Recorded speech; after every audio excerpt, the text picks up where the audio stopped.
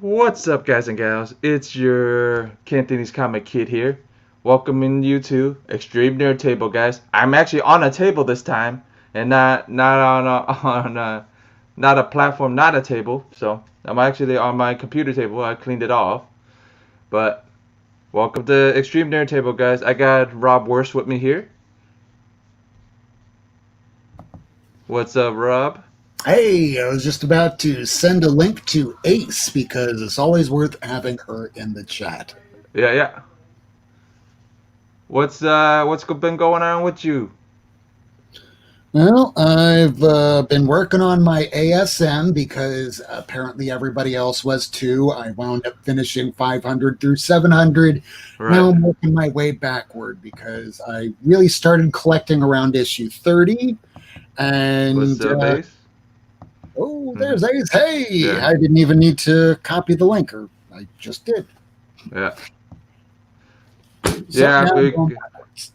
yeah. That's the pain in the ass part. Yeah, where you start from 100 or where you start from 200 and work your way back all the way up to one. That's the worst part of it, man. It's like, what was it? That's what I did with the Jim Valiant. What was it? His Tarot Witch of the Black Rose. I got issue 100 and I'm like, ooh, I really like this stuff. And then I had to go look for yeah, so work my way. Now I got like I'm pretty much almost done the completing it. I just got like little holes, you know what I mean? Like little holes in each like each section. Like the teens, I'm like missing like certain teen numbers, and then 20s, I'm missing like a certain certain numbers out of there. Now, But I'm his missing books, holes in all kinds of different things. Like, oh, yeah, that's me. And Kirk, Comics on the Mind, is texting us. Yeah, I have holes all over the place. Like Young Avengers, I have most everything up until about volume 3. that's And cool. then Presents, I'm missing like issue 3. Uh, Sometimes after a while, I just get spotty because either I don't care or it's just the volume of stuff I'm reading. Yeah, I just sent Kurt an I just invite, forget. so since he texted you, I sent him an invite. Let's see what that is. Yeah, I'll send my group because we have a group discussion. Of course we do. Yeah, And let them know on your channel. yeah. I sent them. I sent them all. I sent Fantastic and Kurt a link. So what's up, Robert? I sent Robert a link too if he wants to hop in. Yeah, come on in, G-Man. Yeah, The water's fine. yeah, Promise I won't bite. Hard. yeah. Because I want my idea for was my original idea for this show was to have us and then have a female perspective out of it too. So I Speaking said, yeah, I sent it out there. I said I put it out there. I go looking for female co-host for Extreme Nerd Table. Yeah, this is going to look so bad, but I got a little bit of a female perspective. Nah, So I man. just won this eBay thing. Oh, that's nice. Yeah, yeah. Oh, yeah, yeah. I Just know it. making sure that no one's texting me anything bad. Oh, okay. Yeah, I see it. These Vixens. Finally got it. Yeah, I've always seen them. I'm like, what's so special about that? It's And then Dave Stevens. oh yeah, that's what I knew. I had a feeling that's what it was. I'm like, And there was something else I got today because Bubs wound up showing it. And Jesus, uh, my group texts a lot. uh, Usually it's 6 a.m. uh, This is the other thing I wound up getting. Um, it's one of the last issues that Dave Stevens worked on called Bad Planet Issue 6. yeah. Oh, that's nice. Thinking of hopping on too. Just saw the email.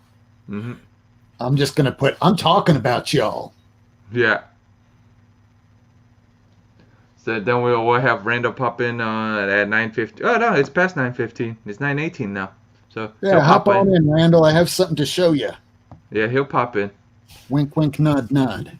Yeah, I'll send him another one just in case he didn't get it. but pretty much, man. So that's all you've been picking up, or did you pick up any new stuff? Have you been reading any new things? So, reading just about everything. My favorite book of last week, Uh and huh. pretty much the last month, all of November, has been We Live issue 2. We Uh, live. We live. Why does that sound so familiar? I think I picked it up. I don't remember. so, this is an Aftershock title. It's only on. Yeah, yeah, yeah, yeah. It has this Ah, awesome yeah. little gorilla mutant monster here. I picked up issue 1. I don't remember if I picked up issue 2. I might have to go grab issue 2.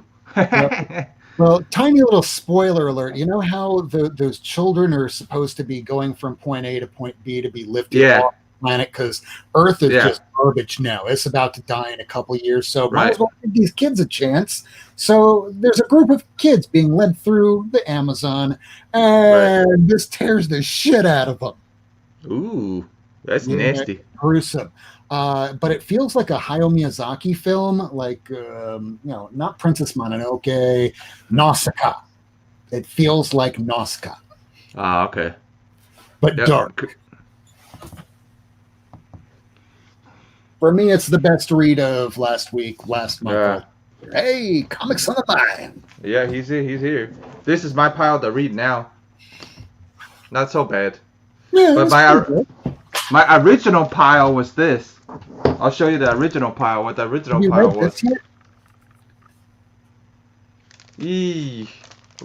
I didn't even pick it up I because know. of Step Puff said. There's no word bubbles. It's just Yeah. When it's Puff, when Puff had said, I'm like, ooh, I might it's not pick it literally a up. history book with dialogue. Right, right, I mean, I'm wanting to read it, but now it's not at the front of my list because it looks like it's right. going to take a while. Yeah.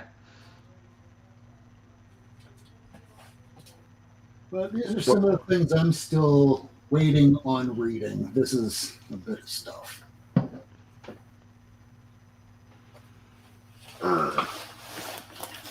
So I still need to get through Suicide Squad, Nice. even though I know how this ends. Yeah. But it's I always got good to I Walk reread with it because you'll Monsters. forget. There's Randall. Oh, hey, Randall, Randall. we got a surprise Hey, for what's up, you. guys? You're going to like this. Yeah. So remember what we were talking about the other week when you were talking about my window up there, saying that it looks kind of like that, with the Justice League. Yeah. So considering I have the flags for my job already and it's back to work Monday, so I made some alterations. That looks great, man. That looks awesome.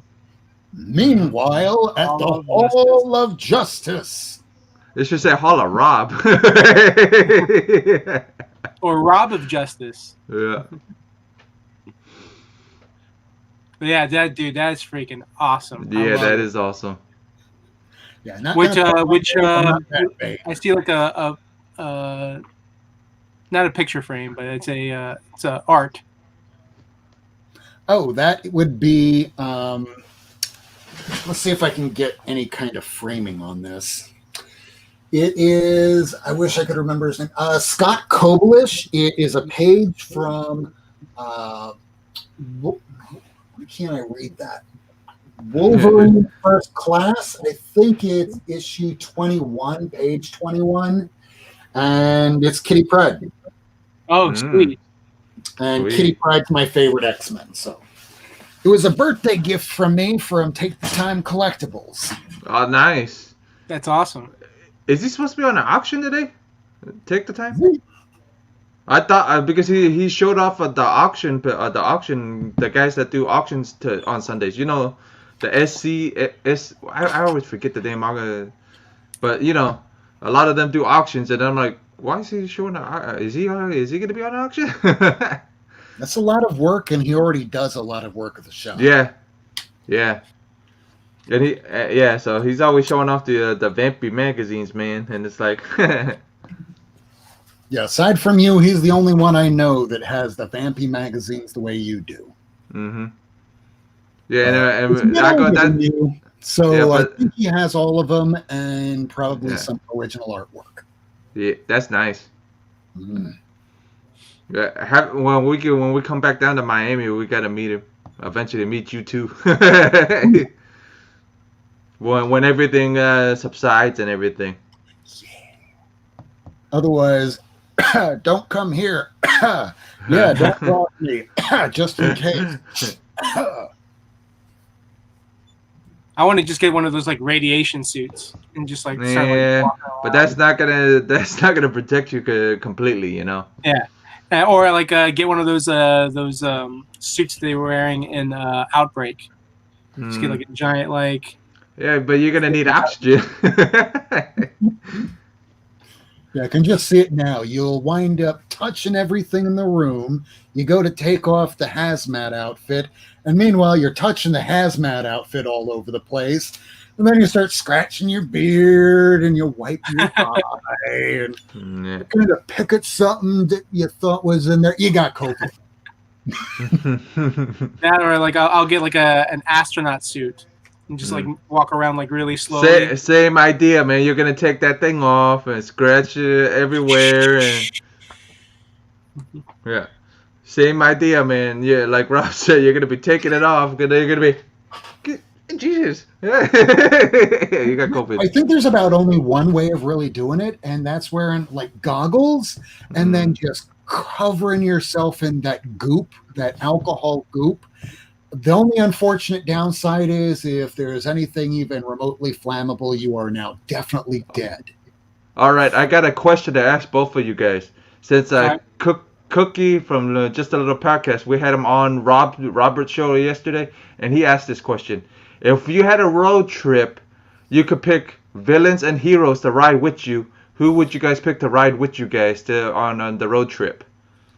I mean, I personally would choose like people who are likable.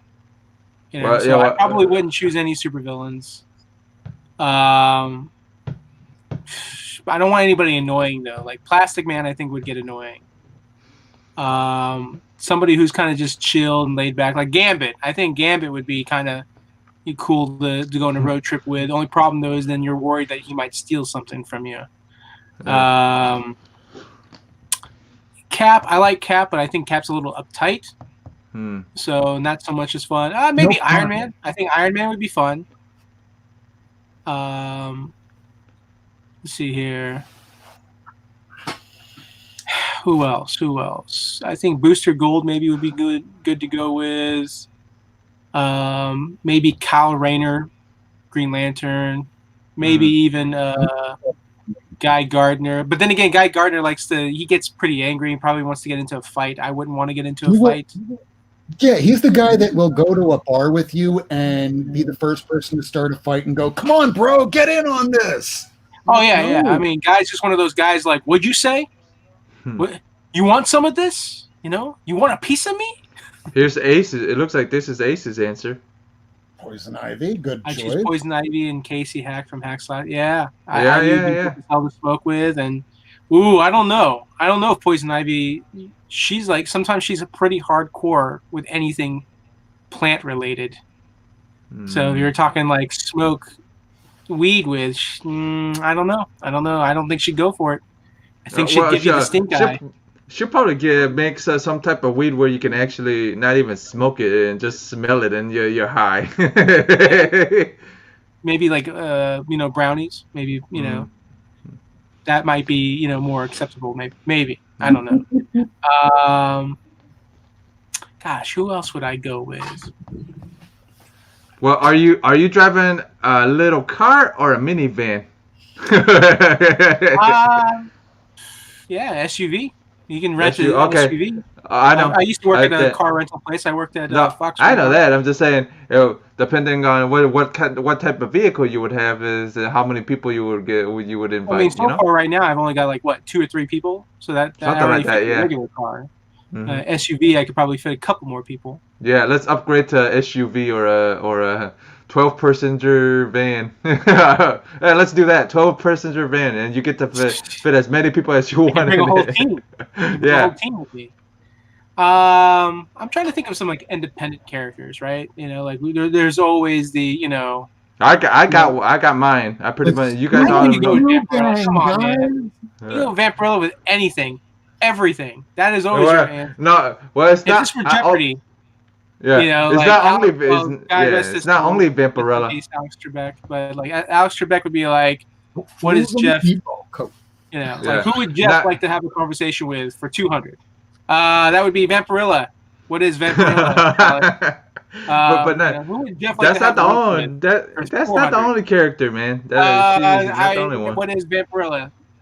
I'd want to hang out with Michelangelo from the Teenage Mutant Ninja Turtles. Yes. But the only bad thing about that is people would be looking at him and staring at him on the road trip. Be very distracting. If we told Michael, like, hey, you can chill with us in the car, but you can't come with us. I would give him my getup. Hold on. Here's the getup. You've seen it in all the movies. He'll be fine going into all the rest stuff like this. Yeah, like I remember now with the trench coat and everything. Right? Yeah, Right? they'd be like, they'd still look at him like this guy's suspicious. He looks like he's gonna flash somebody. You know. Ace even wants to hang out with Vampirella, so I'm not the only one. Yeah, no, I know.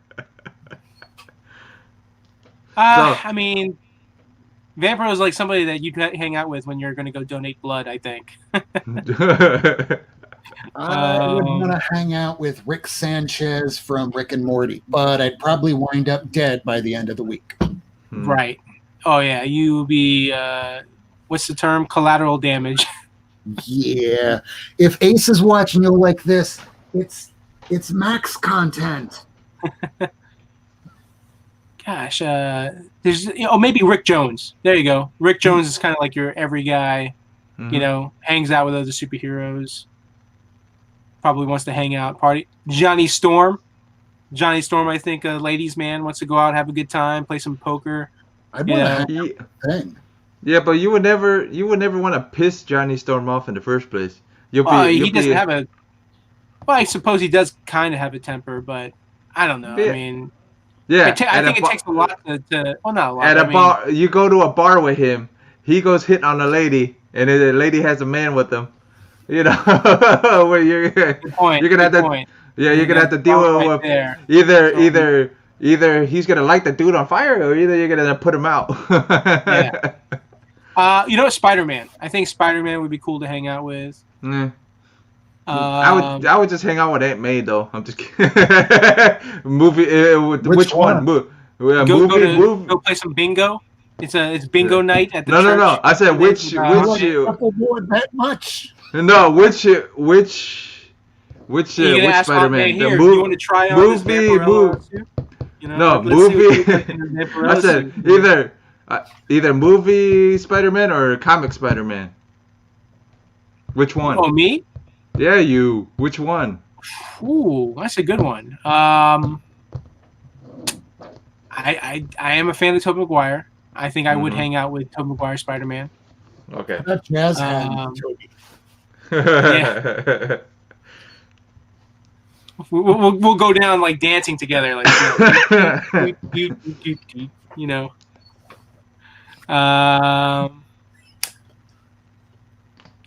What are some like?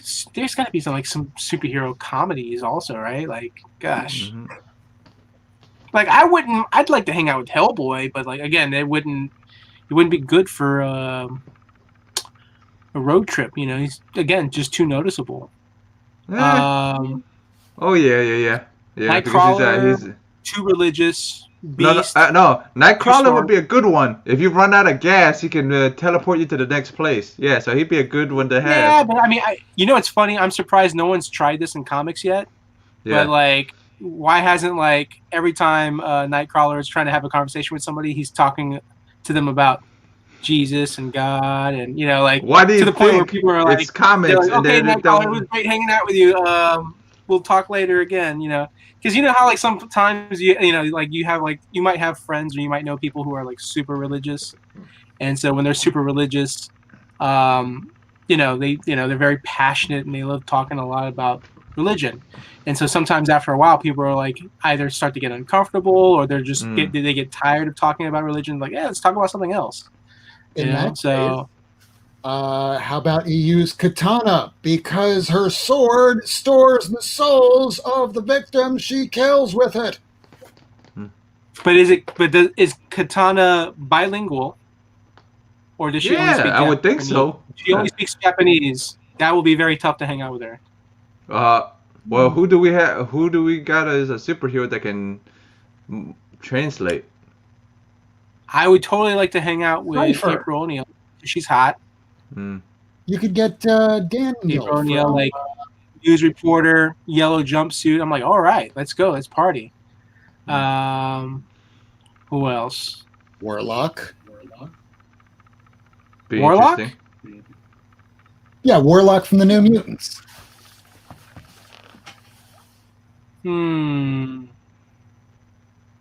I think he'd be fun to hang out with, but I just, again, same thing. I think like with the bringing on the attention.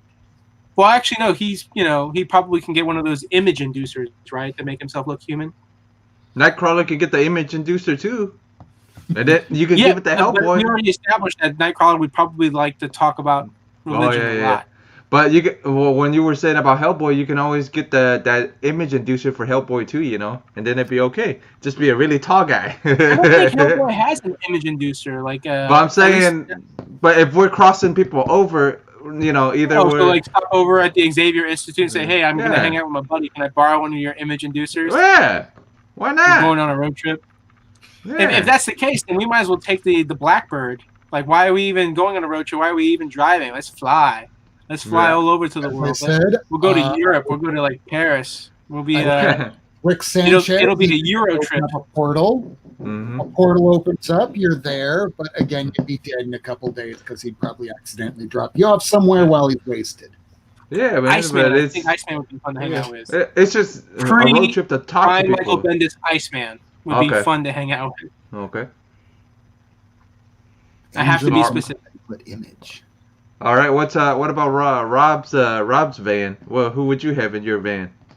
In my van, Yeah. it would be Scooby Doo and the gang. That's cool. Anybody else? I never really liked the old cartoons, but I know that I'd get along well with Shaggy, at least in the back of the van for reasons. Velma, I would be talking to her for a while until I realized that she's not of that persuasion, and I'd be cool with that, but we all get along. The only one I wouldn't get along with is that stuck-up prick Fred. Mm. The alpha male. Daphne might get on my nerves, too. Mm. Oh, Daphne would get on your nerves? Daphne might get on my nerves. I don't know. Daphne seems like an enabler, I think. Like, she's almost like, why don't we try this? Or why don't we do this? Why don't we do that? Like... It's like, hey, Daphne's better. Daphne's better when Fred's not there. The problem is Fred is always barking orders, and then Daphne kind of just, follows him. And then now you have two people going one direction. So then Velma's like, I might as well tag along. And then before you know it, more than half the group is already committed to going one direction. So now Scooby and Shaggy feel forced to go along with the group. Rob may be the villain. Are you kidding me? He's like, wait a minute, that's not Rob. And it takes the mask off. Aggressively relaxing. What's up, brother? Rob might have the best background in the game. Thank you. It's because of this guy right here that I did that today. I am the man with many ideas, many good ideas. Yeah, many ideas that he doesn't do for himself sometimes. He plans for everybody else. Everything that's I going don't- on I- back here is because of various people from the comic book community. Yeah. Oh, yeah.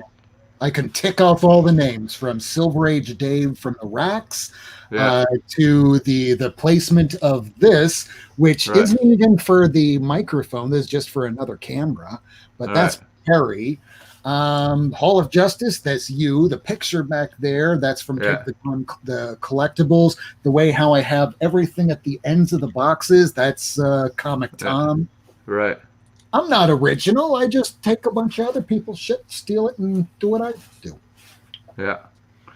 but it's cool. I mean, it's The honestly best of cool. all worlds. Yep. For a Does, guy actually- with last name of worst, I'm a tryhard. Try hard, dude. Well, to let people know, the Sarah Frazetta thing, she had some stuff come up, but I'm still gonna be doing an unboxing next week. So, guys, tune in for the unboxing next week of the masterpieces of the fantasy art book. Some of you guys have already, know about it. So, but still, I'm gonna do a nice unboxing video, guys, and then I'll You should probably pull have up- I probably have content for a while. How heavy was it again? Huh? How heavy was Like that? the box was 19 pounds when I got it. You should pull a prank on your audience, and when you open it up, it's like surprise. It's a box of meat. Superman. You just buy like a whole bunch of like. Oh yeah. Cold Or cut. I just open it. It's a bunch of Superman 123s. Ah. I'd Mhm. like to see you try and buy a whole box of Superman 123s. I'll make sure they're all $1 first and then get them. I'm just messing. I don't. Yeah. Maybe if you get a box of never touched 199s with the black cover. Mm. 199s. Superman 199? Mm-hmm. The 1960s. Hold on a second, I'll show you the cover. Yeah. See, when Rob tells you stuff, Rob knows his stuff. So. It's like, yeah, I don't always talk just because I like the sound of my own voice, which the sound of my own voice isn't, awful. Superman 199. Oh yeah, that one. Yeah. I would love to find a warehouse of this where it's just crisp blacks. Is that the first race or the second race? First race? It is the first race. Oh. Okay.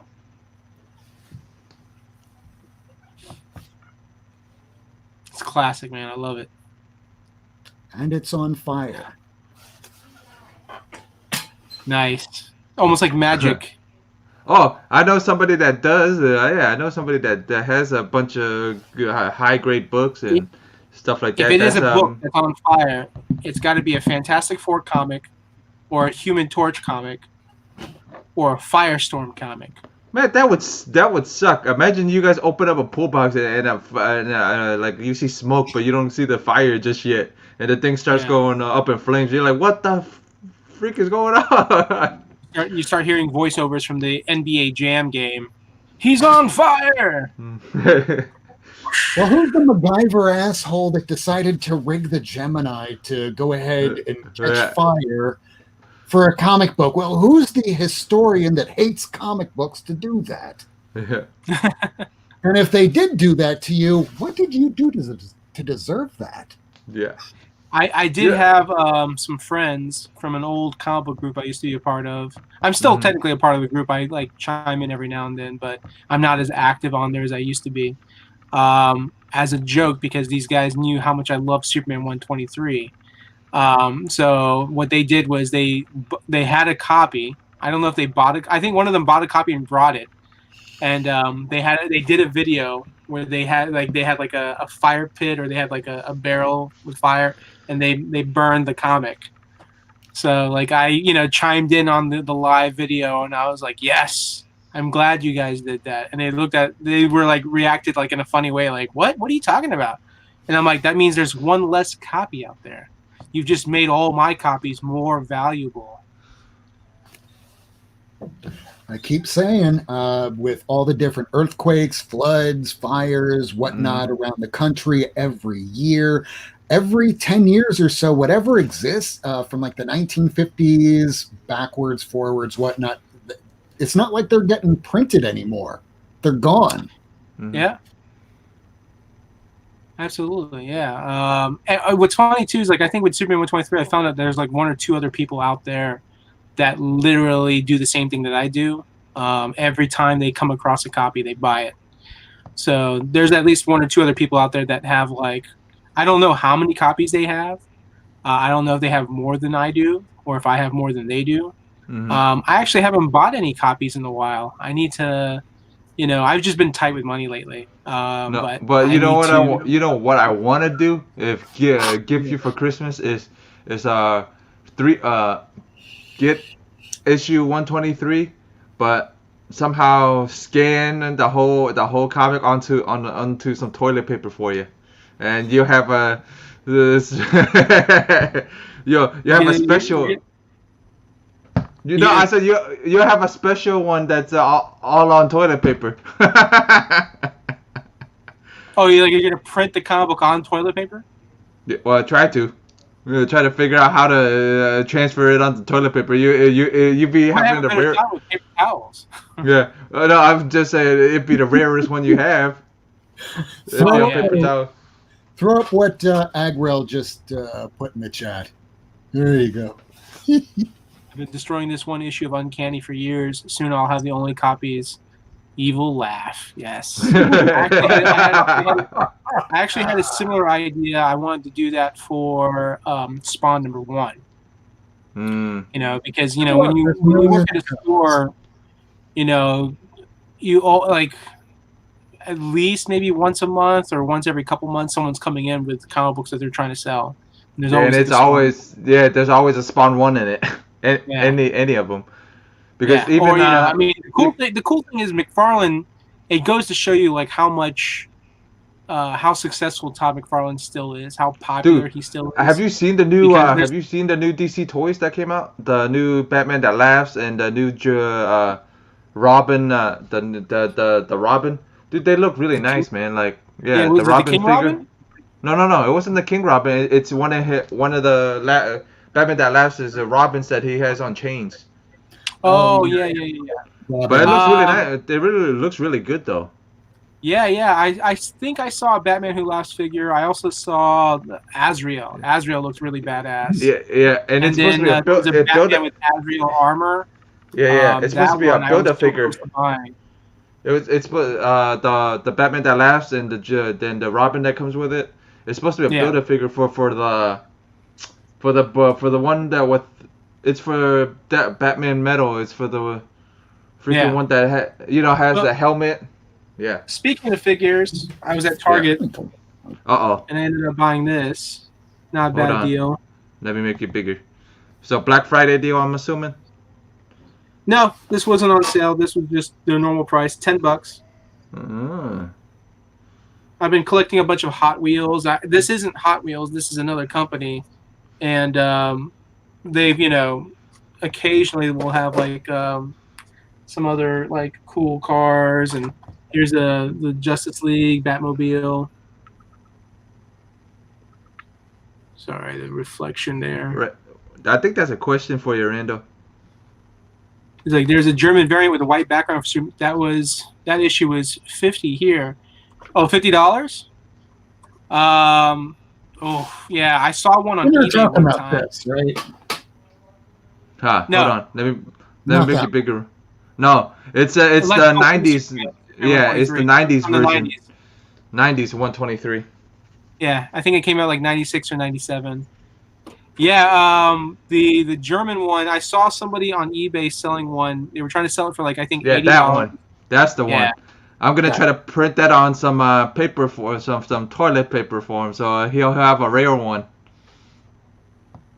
I'm just being funny, you know that, right? I'm just being ironic. No, he means it was it's issue 50 over there. Yeah. The book is like $5. Dude, if you find any copies, well, let me know. I'll hit her. I'll let Vivi know. Just let me know. I would love that. So here's a cool idea that I've been doing lately, right? Because the importance of Superman 123. If you don't know by now, if you're new here and you're not familiar with me, it's Rando's first introduction to comics, pretty much, right? Yeah, it's what pushed me. It's what inspired me to get into comics. I was walking through a gas station, and on the corner of my eye, I'm surprised you didn't go with red. I'm surprised you didn't go with the red one. Red what? Red Superman. I'm surprised you didn't go.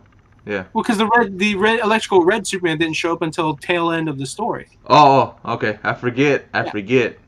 Yeah. There was a Wizard magazine, and It had I'm guessing Oh, that that's sweet. that's the link for it. Nice. Yeah. Yeah, grab the link and share screen. Yeah. Hold on, I'll grab it. I have to go to YouTube to do that. Give me Yeah. a second. It won't let me do that So on. so yeah, I find this Wizard There we are. magazine, and I thought it was a comic book, and it was just so awesome looking. I don't know. Have you heard the story before? Have I shown you this before, Rob? Ah, No. Since you're here, Rob, what I'll do is I'll pull it out. yeah. Grab the let him do the story for you. So it is Wizard magazine number 68. Oh yeah, I have that. Yeah. So this, not this one specifically. This is like another copy of a magazine that I bought. But that essentially is what got me into comics. Like, I picked it up, I bought it, I started looking through it, and I was just like, wait a minute, this isn't a comic book. And there's like all these articles, and I was just like, I got bored with it. But then I went back and I actually read the articles, and I found it very interesting. And I told my dad about it. My dad got me the Superman 123, but he didn't get me the glow in the dark cover. He got me the regular cover. So I was happy yet disappointed, because I really wanted that glow in the dark cover. Like, I thought that cover was really cool. And you just summed up the entire experience of comic books. You're happy yet disappointed. yeah. But the cool thing is, that's essentially what got me. Like, the new look, the new powers.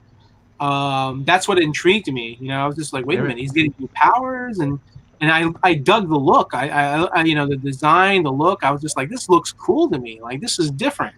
And that's what comic books were doing in the 90s, man. They were doing a lot of things differently, right? Like when they did Death of Superman, and then they introduced, the reign of the Superman. So like, one of these guys is going to be the new Superman.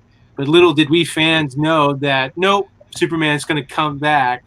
That was always the plan, even though we were all duped. We all, well, not all of us, but I'm sure many of us were duped into thinking like, wow, this is it. Like, they're done with Superman. And then, of course, they more did than 20 years to figure that out. Huh? It took me more than 20 years to figure that out, that all you need to do is just wait for the next writer to come along to walk back anything and everything that just happened before. Oh, yeah. So I don't get angry at whatever happened. Because Mike Carlin, who ended up working on the DC animated films, as I think as a producer, he's awesome. Like, he was one of the editors for the Death of Superman, and so like every once in a while, like I see him on Facebook, and he'll post up like some stories or experiences, kind of like almost like a behind the scenes of like, hey, this is what we were talking about, and this is what the office was like while working on Death of Superman, and we're working with all the different writers, all the different artists, and it's really fun. It's really neat that they were doing that, and. But anyways, Death of Superman actually was when I wanted to jump into comics. God bless you. God bless you, sir. I can't. Well, I have the cover up now, but we can't really see it because it's so small on my end on the screen. Yeah. The only I'll show it to you guys, but I can't really see it. So it's because the picture's like, it's all the way in the back. I'll show you. Real quick, let me share the screen real quick. Share the screen. Okay.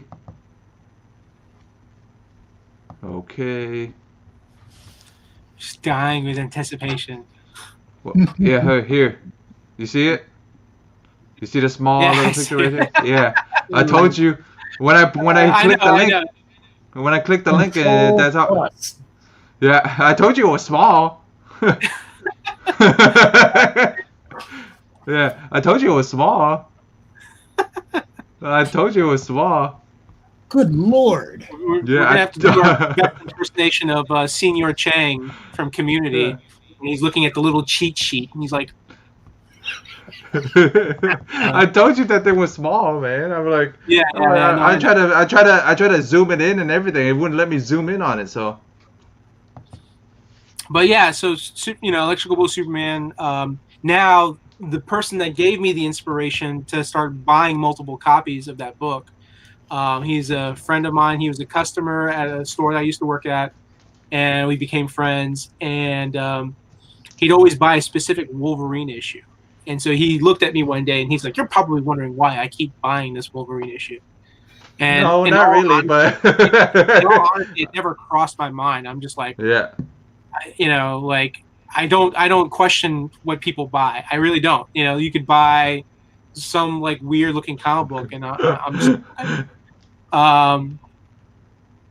just Google Superman number 50 variant. Dino. I got you, BB. Thanks, BB. Oh. But so he explained to me the reason he keeps buying this Wolverine issue is because, for those of us who've collected, for a while, we remember that back in the day you could write a letter and send like fan mail, and you can send the letter to the publisher, and then like the writers or the artists, usually writers or editors, they're the ones that get the letters and they read it, and then your letter could get printed in the comic book. And so that's what he did. He wrote a letter, and his letter got printed in the comic book of this specific Wolverine issue, which I can't remember the number. But I thought it was cool. I was like, oh, that's awesome. So he's like, he mainly buys it because his letter is in it, and he, just wants to keep picking up all those copies. So he got me thinking. He got me questioning, like, what comic book would I choose to buy like multiple copies over and over and over again? And I thought about it, and I was just like, it has to be 123, because essentially 123 was the beginning. It was the genesis. It was me, and which is funny because technically Death of Superman is what would have gotten me into comic books if not for R.L. Stine.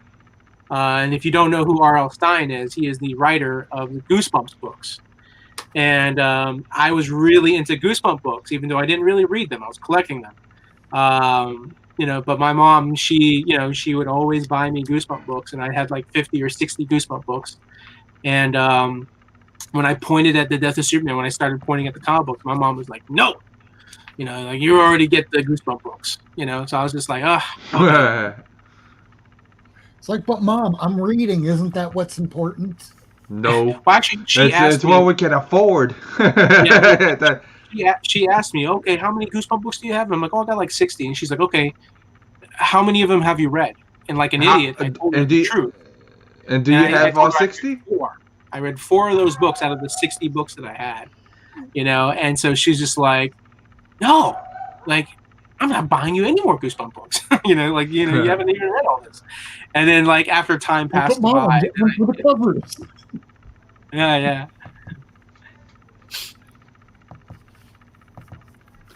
But you actually touched on a subject that I want to talk about for a second. Okay. Writing into comic books where you actually get published in the back in the letters section. It's something that, man, I've been reading comics since the late 80s. It's something I always thought about doing, but never wound up doing. Have any of you all done that? I done it. I actually sent Donnie Kitts an email, like for one of those. Like I think it was for one of the Venoms, but my thing didn't get picked. Yeah. So, but I did. I sent it in. Like I mean, it's more than I did.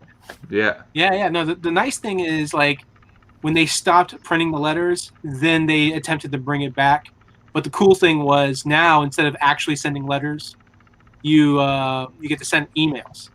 Yeah. It's so much easier, But with all the Image stuff like Walking Dead, Invincible, Kirkman loved having the Walking Dead letters, letter hacks, and Saga has one in the back of theirs. Like all the Image books have that. So I always thought about, I should send an email, and I went, I'm going to look like an unhinged jackass.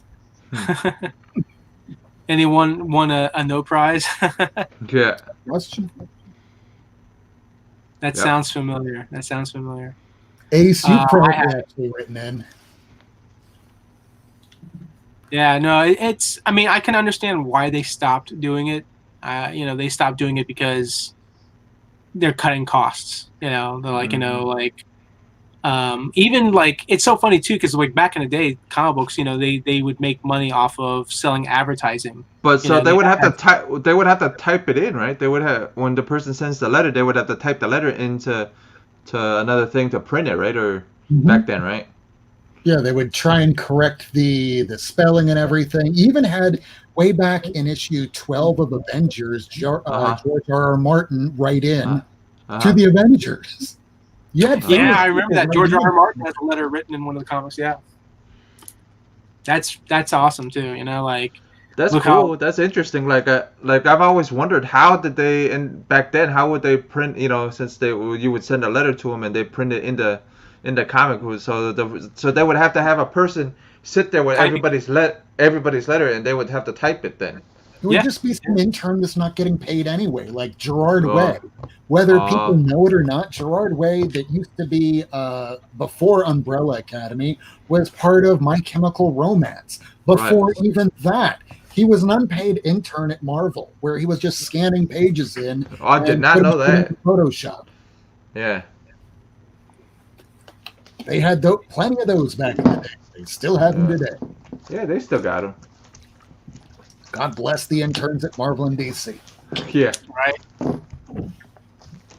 And If they some could only heroes. go back to doing that, Yeah.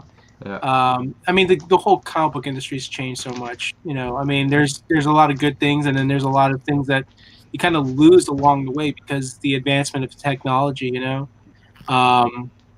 It was cool that back then that they had the offices, they had the bullpen, where it was open to like all the different artists and writers, and everyone was kind of just like checking up on like, hey, what are you working on? Hey, what are you doing? Savage Dragon has 6 or 7 pages of letters sometimes. That's awesome. Hmm. It just shows that the creators care about their readers. That's how I feel. Babysitter's Club Zine I wrote to, and it sent me a hand. Oh, sweet! Got a handwritten letter back. That's cool. Yeah, those are always cool. When you write them back and they send you a handwritten one. That's I always remember. Ditko used to do that shit, but he would What? kind of rip on Yeah. you. What's up, Squatchy? Hey, what's up, man? Always love watching him do his art on Instagram. Squatchy, yeah. Oh, let me Yeah. show off some of the stuff that I got. Yeah. What'd you pick up this week, Rando? You do any Christmas Yeah, shopping I at all? wanted to showcase one of the books I ordered. I got in the other history of the DC universe. Too much reading from. I'm just kidding.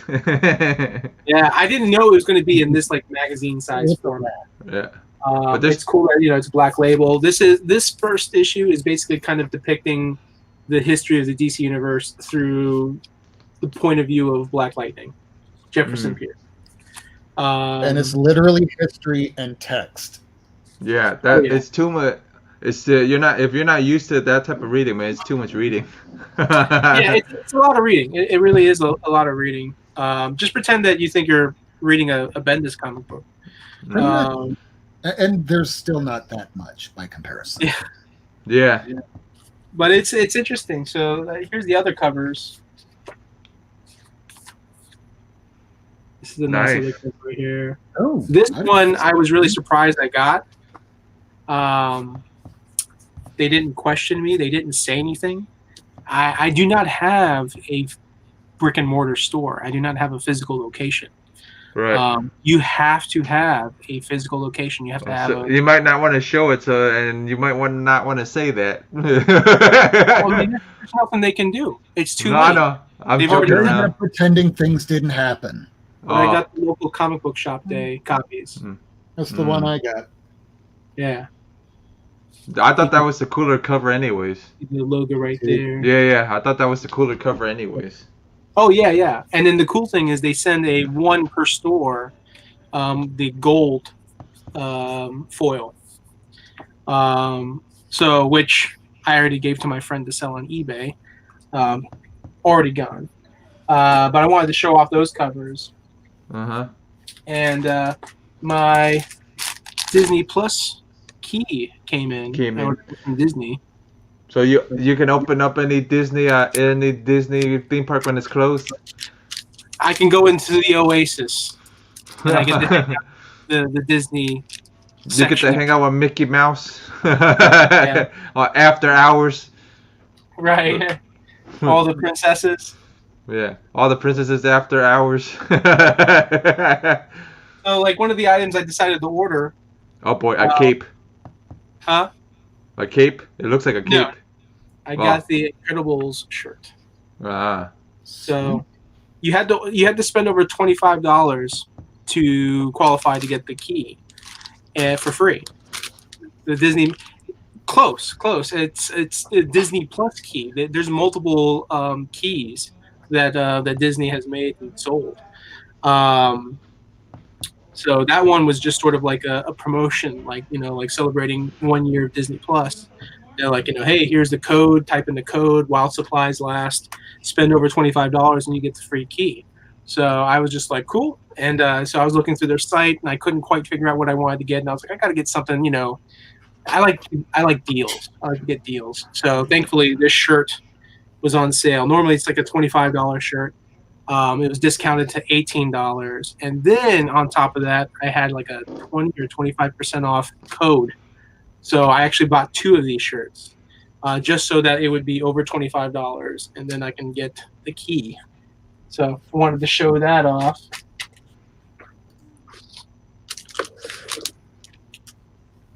And I think that's pretty much it on all the stuff I showed off. Did you guys get anything for Black Friday? No. Well, I got one major thing. It's in a box. It's in another box. It's a 19-pound box.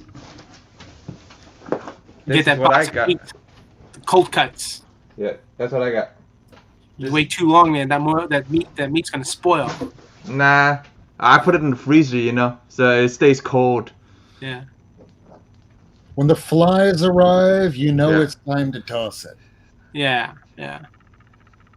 How about you, Rob? Did you get anything for Black Friday? So I have a few things coming, but nothing that has arrived yet. The only thing that's arrived was, oh my God, they sent it in a manila envelope where I swear to God, they cut out Raisin Bran, the box cereal, and used the box from that, and then just taped the comics to that. And there was no bag or board. So I opened that up live on somebody's, I can't remember whose channel the other day, and they were okay. But surprisingly. These were what I ordered because I am now on a Rocketeer kick. We're not just Rocketeer, all of Dave Stevens. Because I also picked up a DNA Agents number 24 over there. Oh, that's cool. But they were all in pretty good condition. Where there's like a huge jump in the timeline. It's like this one was published in 1989 and then 1995. Damn. Long after the movie was even made. Yeah. What year was the movie made? 1991, I believe. But here, this is the other one that I wound up picking up. And otherwise, everything else should be coming in this week. Nice. Should include a Space Vixens, another Dave Steven cover. DNA Agents 24. Nice. How awesome would it be if one day everything that's been made into a comic book gets made into a TV or a movie at one point? That's what it's about to happen, man. Almost all the Image stuff is like almost optioned or whatever is, A lot of Image. There's a lot of Image. Hollywood isn't creative. They want properties. And if they have stuff that's made and ready to go where they don't have to fish around and read shit, they just go, hey, did that sell all right? Yeah. Well, I'm sure we can market it to somebody. Let the marketing department figure out. There was some of them. The comics didn't really sell really well, but they freaking made a movie out of it, and the movie was better than the comic sometimes. Like maybe probably like Galaxy Cowboys versus Aliens. Yeah. I mean, I joked about it the other night. There's a comic called My Faith in Frankie. It was a Vertigo title, and it's completely forgotten. That would be a great title to be made into like an adult cartoon or like just a short movie on Netflix. You just gave me a brilliant idea, man. What's that? You know, like adult cartoons. That's what Pornhub.com should be investing in, right? And then watch, they're going to get in all these ratings. They're going to get actually, they already get too much. They already get enough. They don't even need to do that, you know. Ben Compton's in the chat. What's up, man? Hey, what's up, man? My viewership, but they don't get my dollars. Haha. Wait, No, did I but can just you look imagine at if they actually made like television, like, you know, programming, you know, to the point where like, you know, hey man, did you see that new episode on Pornhub.com? You know, like, you know, Yeah, gotta dude. check out on, Kids are gonna end up kids already get on there on accident anyway. So. They have that. It's called hentai. Oh yeah. Just saying. Yeah, that's technical porn. They yeah, actually but I'm talking have about like, hentai on like, there. you know, if it's based off of the comic book, like there's obviously story, you know, there's character development, right? Hey, one of my favorite hentais ever, and I'll swear to the grave that it's a great epic. Yurat Sikadoji, Legend of the Overfiend 1 and 2. Nice. Have you ever heard of it or seen it? No, I haven't. Okay, it's at the beginning of the tentacle porn era where you have this guy that he's waking up, he's the Overfiend, and the Overfiend is this demon that's supposed to pretty much destroy Earth so that humans have defiled it and it's time to start over. And I kind of agreed with the philosophy at the time because I was a dark child, and now I go, no, I don't want to have to live in that kind of a world. But it was fun. It was dark. It was well animated. They were going after the Akira sort of look, and it was really, really well done. Legend of the Overfiend. Just look that shit up All right. because no one's going to remember Yurat Sikadoji. I looked for that DVD for about 2 years from a DVD store where even the guy knew nothing about anime, but every time he'd go like, no, we don't have Yurat Sikadoji yet. We're still waiting for the backlog. Like, shit, he remembers the title. Oh, God, I'm that annoying. Mm-hmm. I'm sure there's other people that are looking for it too, so for him to remember that, right? It's like, you know, it's like this is in demand, you know? I'm sure right now it's one of those hard to find things. Yeah. Oh, I love those types of movies that, like, you know, either it's a low print run or it's out of, like, I used to work at FYE, and so when people would bring in their movies to, like, you know, either trade in for store credit or get cash, you know, like, you know, sometimes it'd be stuff that, like, you know, oh wow, like you can't find this anymore, like it's out of print, you know. So like when you get the out of print stuff, You remember there used to be movie stops all the time too. There used to be movie stops and FYEs, and no more movie stops now. Yeah, there's a lot of movies that are out of print that are really hard to find. Yeah. Even back in the day, like about 15 years ago or so, when I was still married. When was that? Like 2009, 2010. I was trying to sell Battle Angel Alita, the OVA DVD, and I got $220 for it. And I'm like, why the hell did I get so much? And I'm looking it up, and I'm like, holy shit, I got screwed. I don't know if it's still the same today, but like Scarface, that was another DVD back in the day that was really hard to find. People were paying $300, $400, $500 because they printed only so much. They didn't reprint it, and everybody wanted Scarface. They reissued it. I think it's not worth it. Yeah, they reissued a director's cut or something like that, right at like in the. Because everybody was going to a Scarface kick in the early 2000s or something like that, and they had to re-release it into a director's cut. Oh man, like I just like classic movies that I really enjoy. Like perfect example is Beastmaster. You know, like I knew for a fact that like after a while, like that movie would be like out of print DVD. You know. And you know what I miss about like old DVDs? Like they don't really do it for like Blu-rays, and at least not that I'm aware of. Easter eggs.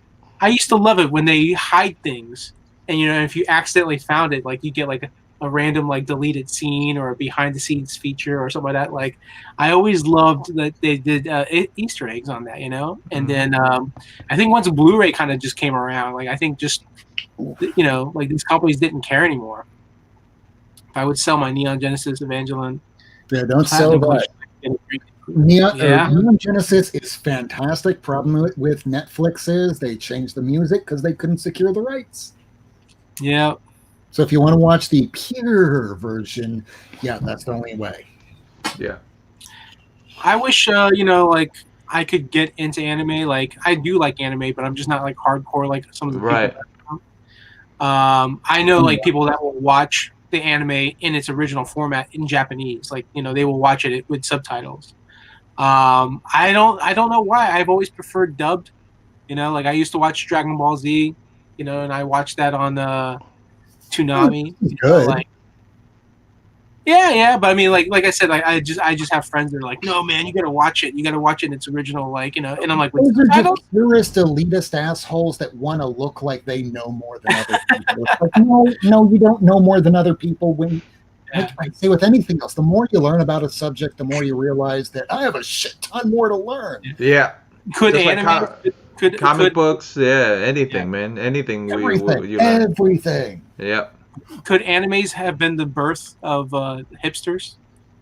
Yeah. Could that have been I would say so. Like, I think hipsters have been around a lot longer than you think. Well, hipsters is just an evolved version of a hippie. That's all it is.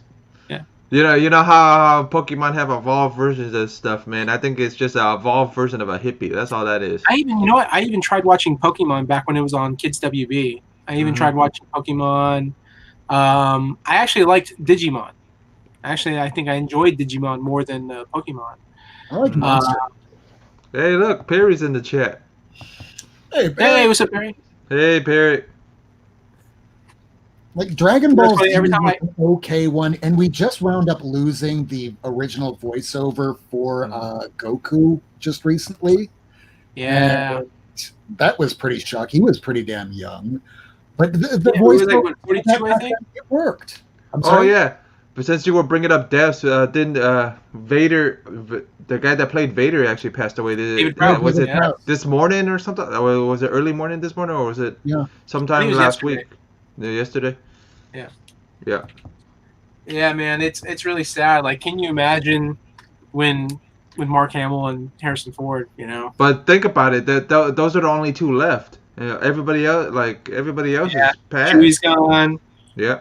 Still got we still have 3PO. Yeah, Lucas don't count. Lucas was behind the camera. Well, Lucas is the most important, man. Like, most important one. Getting a Star Wars comic book and having signing the comic book. Yeah. Like, of all the people, George's name is the most important to get. Yeah, but George is gonna be the hardest one to get a signature out of. It's true. Because it's true. if he doesn't come to cons, he's not. You know what I mean? He's not. Unless he's gonna get older, and then he's gonna want to do that. You know what I mean? Unless he gets a little older and he goes like Stan was a little older and want to go to cons and actually meet fans. I know a guy who does like private signings, and he's had a private signing with Harrison Ford before. I wouldn't be surprised if this guy, he's one of the few people that could probably get a private signing with George Lucas. I think. But it's a matter of like how much money.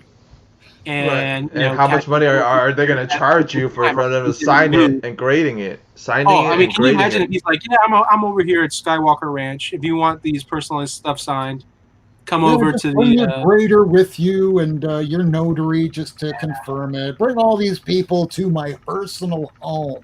Wow, that's funny. Mark Hamill will be 69 years and 69 days old. Yeah, that's some pretty precise information. I like specificity like that. Yeah, and then Bruce Lee's birthday was just passed. It was last Friday. It was November 27th. How old would have Bruce Lee been? 80. He would have been 80 years old. He would have been 80. He would have been in like the Expendables. Yeah, 80.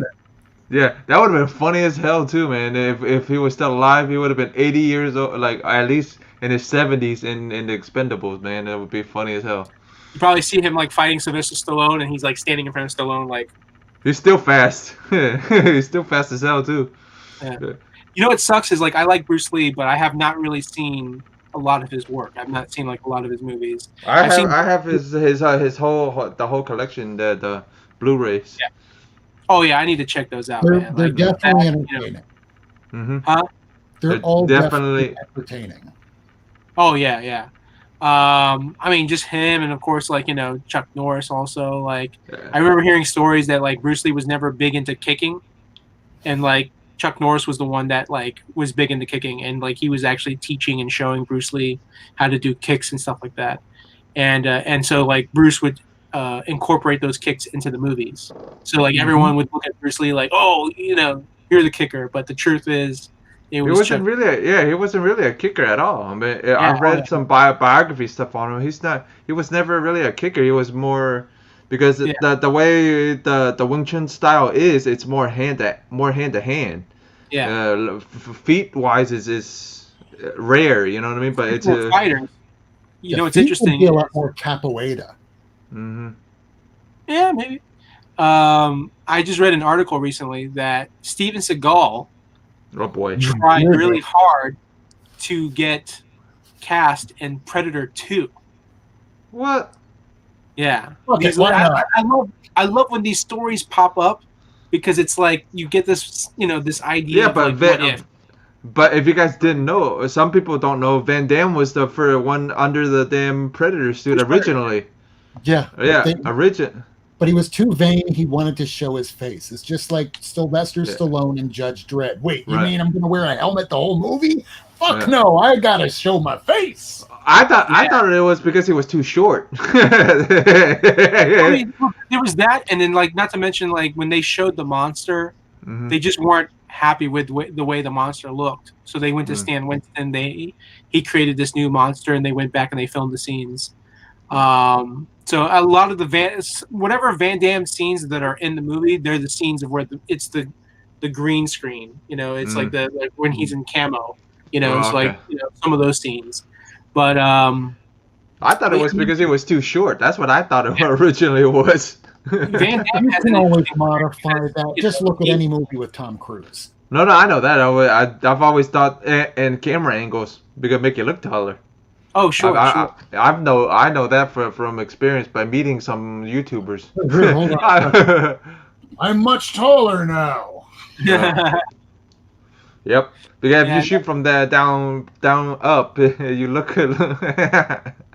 It's really interesting, like Van Damme, like his career, like he started off as like just this poor guy, like real skinny.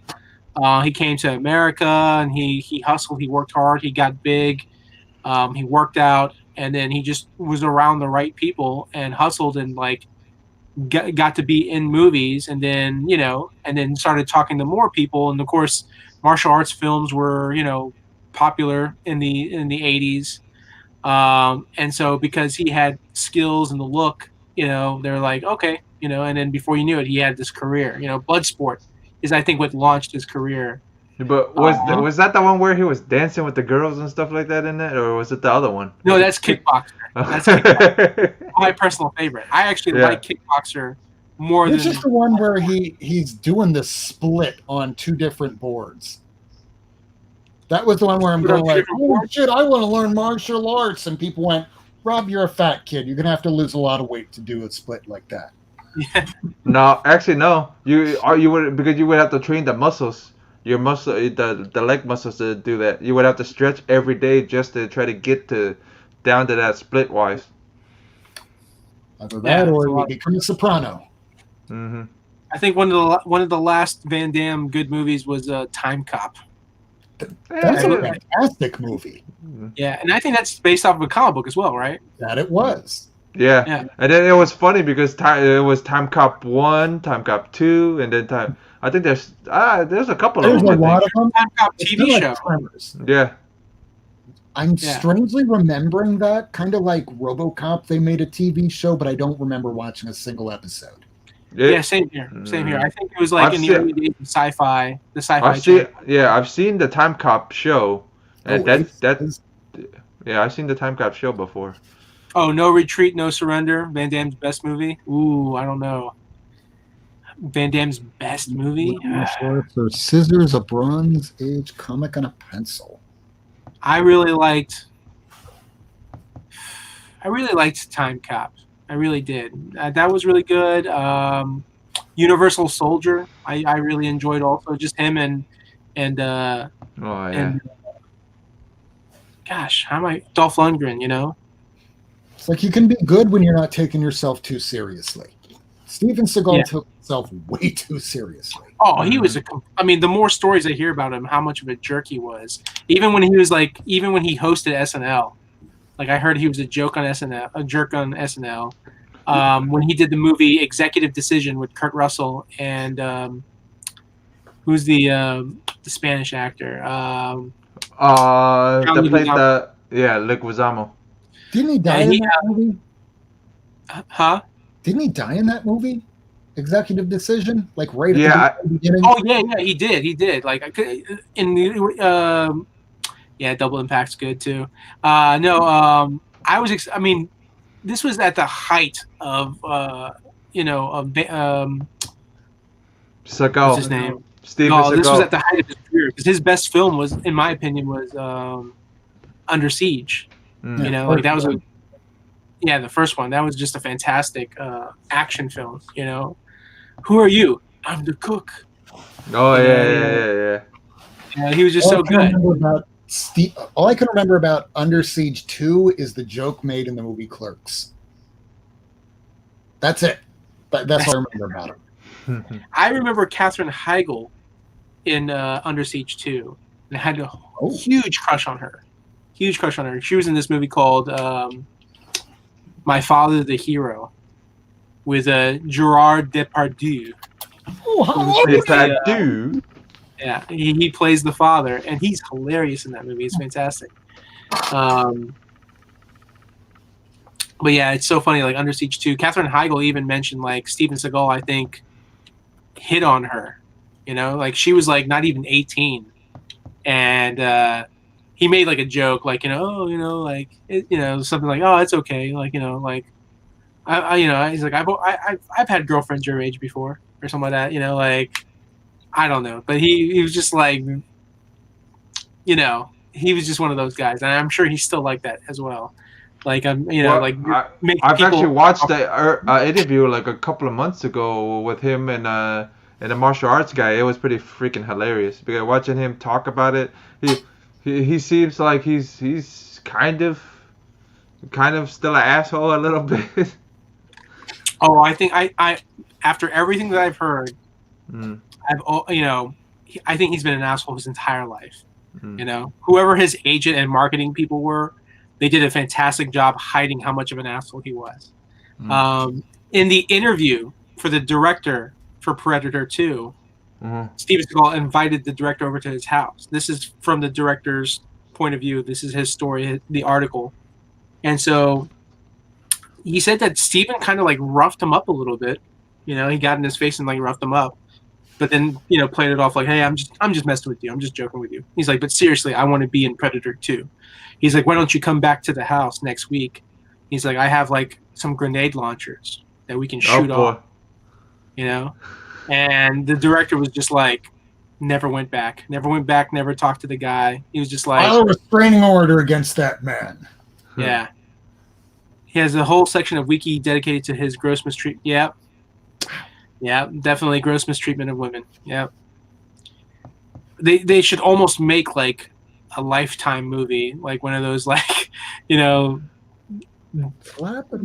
story of Steven Seagal and just like watching him like mistreat women. Like that would be his life story right there. That I'm surprised he's not another Harvey Weinstein, man. I'm surprised at all, Oh yeah. I mean, he's not big enough. He's not famous enough. But I'm surprised it didn't happen. If it didn't happen now, where all of that stuff blew out, and he's a cop, dude. He's a freaking sheriff at in what was it, in a New Orleans County over there somewhere. The made-for-TV movies are happening. They will happen in time. He's not dead yet. There's still plenty of time for him to fuck up that much further to make you go like, wow, his life just spun really out of control at the end. Yeah, look at Puddin, the Puddin guy. Yeah, look, he's old as hell. Yeah, he was old as hell, and look what happened to him. Yeah, but I mean, Bill Cosby got away. He didn't go to jail. O.J. Simpson, He's still around. He was in jail. He's out of jail. He was on trial. He still has plenty more time to fuck up. Don't make a movie about him yet. Oh yeah, yeah. But besides his personal, life, Steven Seagal had some cool action films. He did, but yeah, no, he's a dick. yeah, he's just one of those guys. Man. He's a dick. Like it makes sense that like he wasn't one of the action stars invited to be part of the Expendables movies. That makes sense. Like him just being an asshole.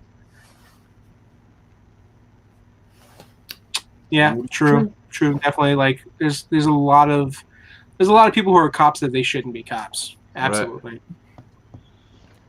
Especially when your partner or your boss goes, "Hey, do you want to keep your job?" You'll shut the fuck up about this story. Yeah, get in line.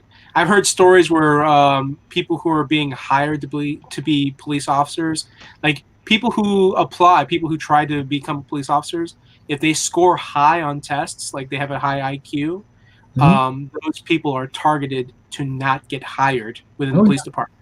They don't want people who question authority. They want people who follow orders. I get a chance down here to sit in on police officers in the middle of depositions, and some of them are smart enough, but some of them are some dumb motherfuckers. Oh, yeah. Down here in Florida, we have something called a marijuana card for those that have medicinal marijuana. Right. So this police officer was asked, "So do you know what a marijuana card is?" "No, I don't know what a marijuana card is." It's like, "You don't know what a marijuana card is, and you're a police officer." It's like, "I don't know what a marijuana card is." It's like, "Oh, weed card." Mm-hmm. Okay, yes, fuck. Okay, fine. A weed card. Yes, they don't know that marijuana means weed. Yeah. I know, it's ridiculous. I mean, I go on social media and I'll see like videos of people who are very extremely knowledgeable about the laws, or they themselves are lawyers. And but that's why you have it. That's why we got issues with cops now. Is because cops don't want to hire smarter, high IQ people because. Because they won't listen to, There's other people that have pointed out that cops will use scare tactics. Mm-hmm. Basically scaring people into like, hey, you need to listen to me. Right. If you don't listen to me, that's it. They can tell which people know laws and which people don't know laws. The minute somebody knows the laws, you'll see cops hesitate because now. The reason they're hesitating is now they're thinking like, okay, what do I say? What do I do? And sometimes they'll continue to use scare tactics to see if the person who knows the law will persist or if they will break because they are afraid. Because the minute they break and they're afraid, that's when the cops are like, got you. Like, here's your two most important phrases to learn as a person engaging with a police officer. 1, am I being detained? Yeah. Number 2, am I free to go? Mm-hmm. 2 most important things to remember. Right. Yep. Absolutely. There's everything else I said tonight. Listen to that. Yeah. There's all kinds of stories, man. Like, it can be scary sometimes, man. Like, me, anytime I deal with a cop, I'm always polite, like you definitely don't want to upset the officer, but if it does escalate, having a stack of comics in your car kind of make you look a little bit less threatening. So sometimes it helps being a comic nerd. It makes you look less threatening. Absolutely.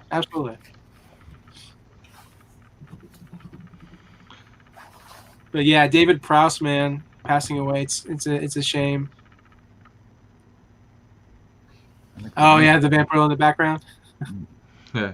Oh yeah, I changed it up because I actually cleaned off my computer table. Oh yeah. Yeah, so I'm actually on my computer table now. So. Nice. Yeah, the background's. Yeah, I'll change up the background every once in a while. You guys got to pay attention now. Is that a red lantern? Yeah, it's a red lantern. Red one, black one, and the white one. Nice. Are we going to see you vomiting blood? Maybe if I bring it out and use it. Were you trying to get all the color lanterns, or those are just the ones that you really wanted to get? Those were the ones I really wanted. I really like the red one, the white one, and the black one because Nice. I like what they are. You know. I hope one day to get all the colored ones. Mhm. I'll never forget. I saw a video where Jim Lee was like, I think, doing an interview or talking, and in the background you could see all the different color lanterns lined up, you know, like perfectly. And I was just like, oh, that'd be so nice to have. Yeah. I like the red one, but what I want to do is print all the sayings, you know, the ring things on them. The Like, oath. print them like Yeah. right on the bottom of it, like right below them. That's Like print cool. the oaths. Yeah, that's my idea is to print the oaths. My Yeah. buddy Frank, he got a Green Lantern one, and he used Nice. that sort of like the big battery, like the main battery that the Green Lantern's power from. Do it. He has like all of his running around it. I mean, I can pull the lantern out if you guys want. It actually It actually still works with the battery in it. When you hold the. I made the mistake of like I've had my lantern I don't know how many years now, and I'm sure the batteries are bad. So bad, like the acid is probably coming out of the battery. Just use a toothbrush and some baking soda, and you're good. Okay, good. Thank you. Yeah, That's good to know. Yeah. I use Last that for one. my car when it starts to have that problem, and it works just fine. Okay, good. Baking soda. Trick I learned from my See, dad. what- As a mechanic. I know One good thing. deep- One good thing about this table is I can put stuff on it now. I can put little knickknacks on here, and you guys can see it now. Yeah. Nice, Mr. Here's my Massachusetts Chest. Hmm. Conan comics. Nice. Yeah. So, yeah. I really got to get into the Conan comics one of these days. I'm actually a fan of the animated series, Conan the Adventurer. You'll like what's in the box. Yeah. When we get off here, I'll show you guys something. I remember as a kid. Why? I remember as a kid there was a Conan the Adventurer animated series, and I really liked the theme song too. Like the theme song was good, the animation was good. I even wanted to like get all the action figures and the toys. It was really neat how they made that animated series, and you could tell it was like it really looked like they were trying to make it like one of the Marvel cartoons, I think.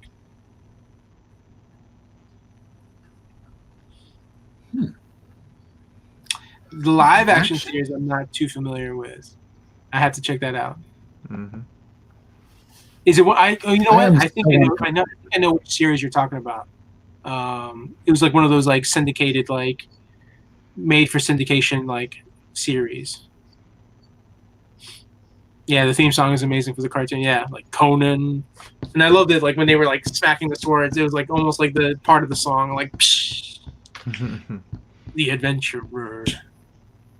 It's great. Yeah, I know you had I know you originally had picked up that Green Lantern, and then the yellow one. I think you ended up picking up and then selling it. The only lantern, I have two lanterns. I have the prop replica lantern from the Ryan Reynolds movie. That was actually my first lantern I got. Right.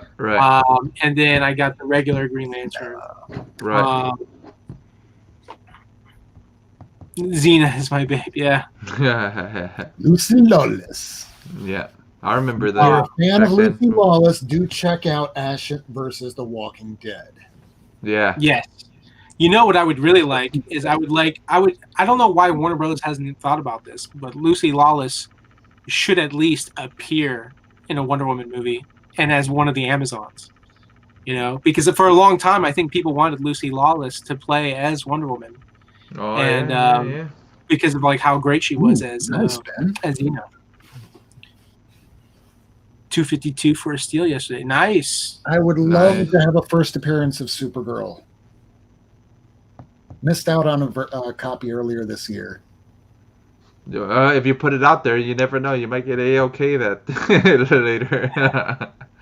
I mean, I have the 242 back there. It'd go really nicely with it. And you know Still I love won't sell it. Xena and Conan. Vigilante, if you're on TikTok, I discovered this guy by accident. I looked at this guy and I thought, he's kind of a douchey white kid. And then one of his videos, he's like, hey, dad, you want to hear this joke?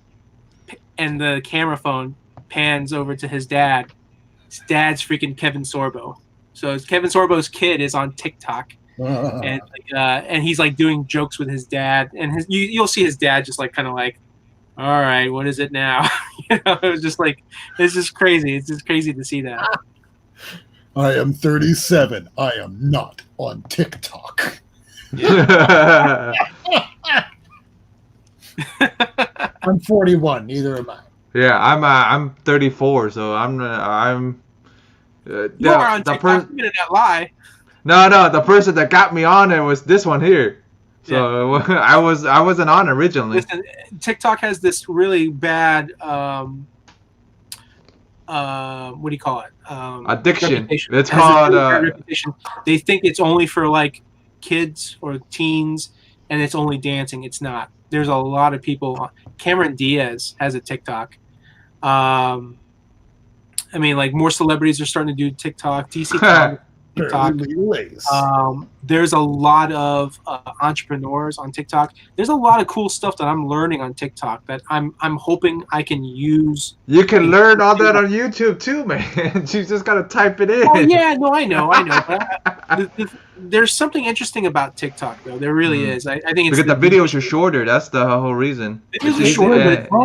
It's Vine all over again. It's Vine by another name, but Vine didn't have Sarah Cooper imitating the president. Right.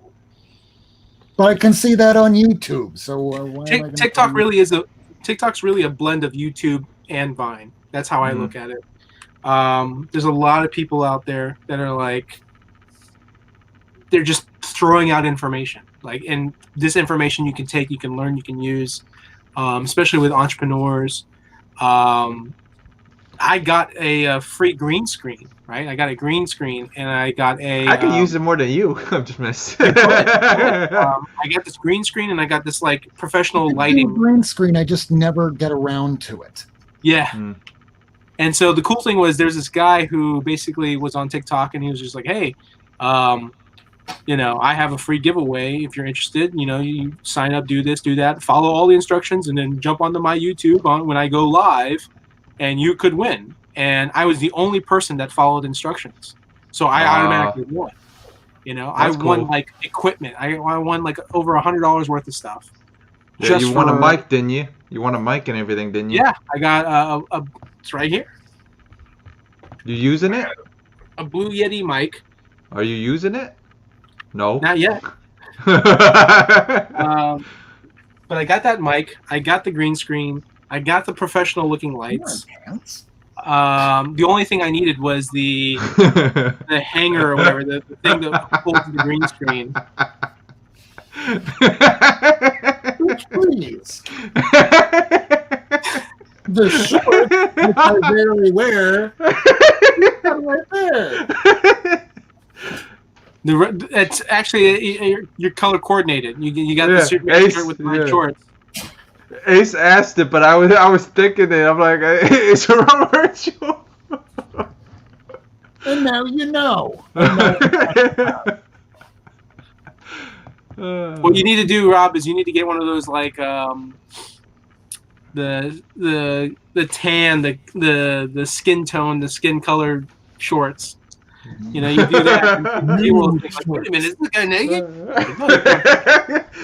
You know how fast I'm gonna get flagged for Rob doing that? Right? Go, Rob naked?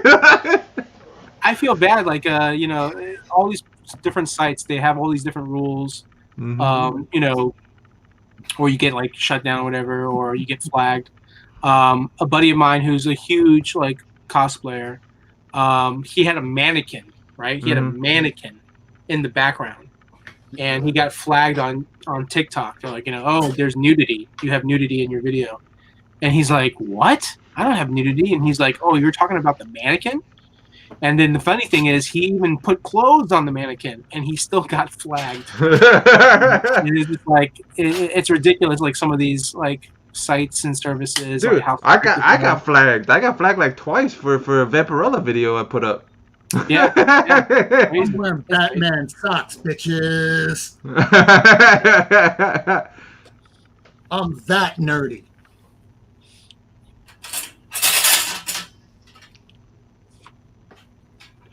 Oh, I've been watching the new Animaniacs. What'd you think? I was saying. I like it. It's essentially just Animaniacs and Pinky and the Brain. There isn't, as far as I know. I mean, I'm only 2 episodes. Others or anybody else. They did do one episode where they showed the characters because one character kind of tries to find all the other old characters to kill them off. I know it's weird. But otherwise, they don't have any of the original voice actors other than, Yakko Wacko Dot and Pinky and the Brain. Yeah. They need to make new characters. They said that they've made new characters, but I really haven't seen them. Well, it's COVID happened, and they haven't got a chance to release more. I do like in the second episode they had who's the actor? He was in Jay and Silent Bob, and he played as the security guard. Like, what a lovely tea party.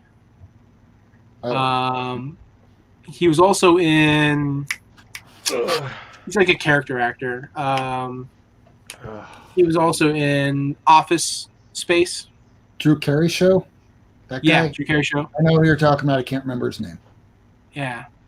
He was the voice of Batman for Batman Brave and the Bold. That guy. Diedrich Bader. There you go. It came to me finally. My brain was freaking moving slow. That's the name that not come to the tip of your tongue very easy. Yeah.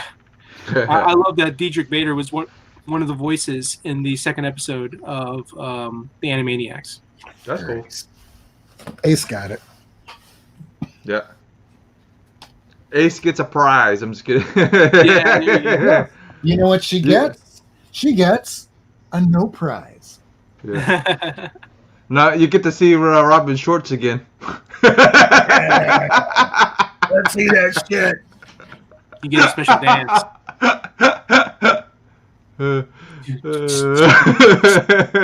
Oh, Jesus. Fucking hell, man. The shit I do for the people on YouTube. Let's see, are we losing subscribers? No, actually, no. We actually gained one.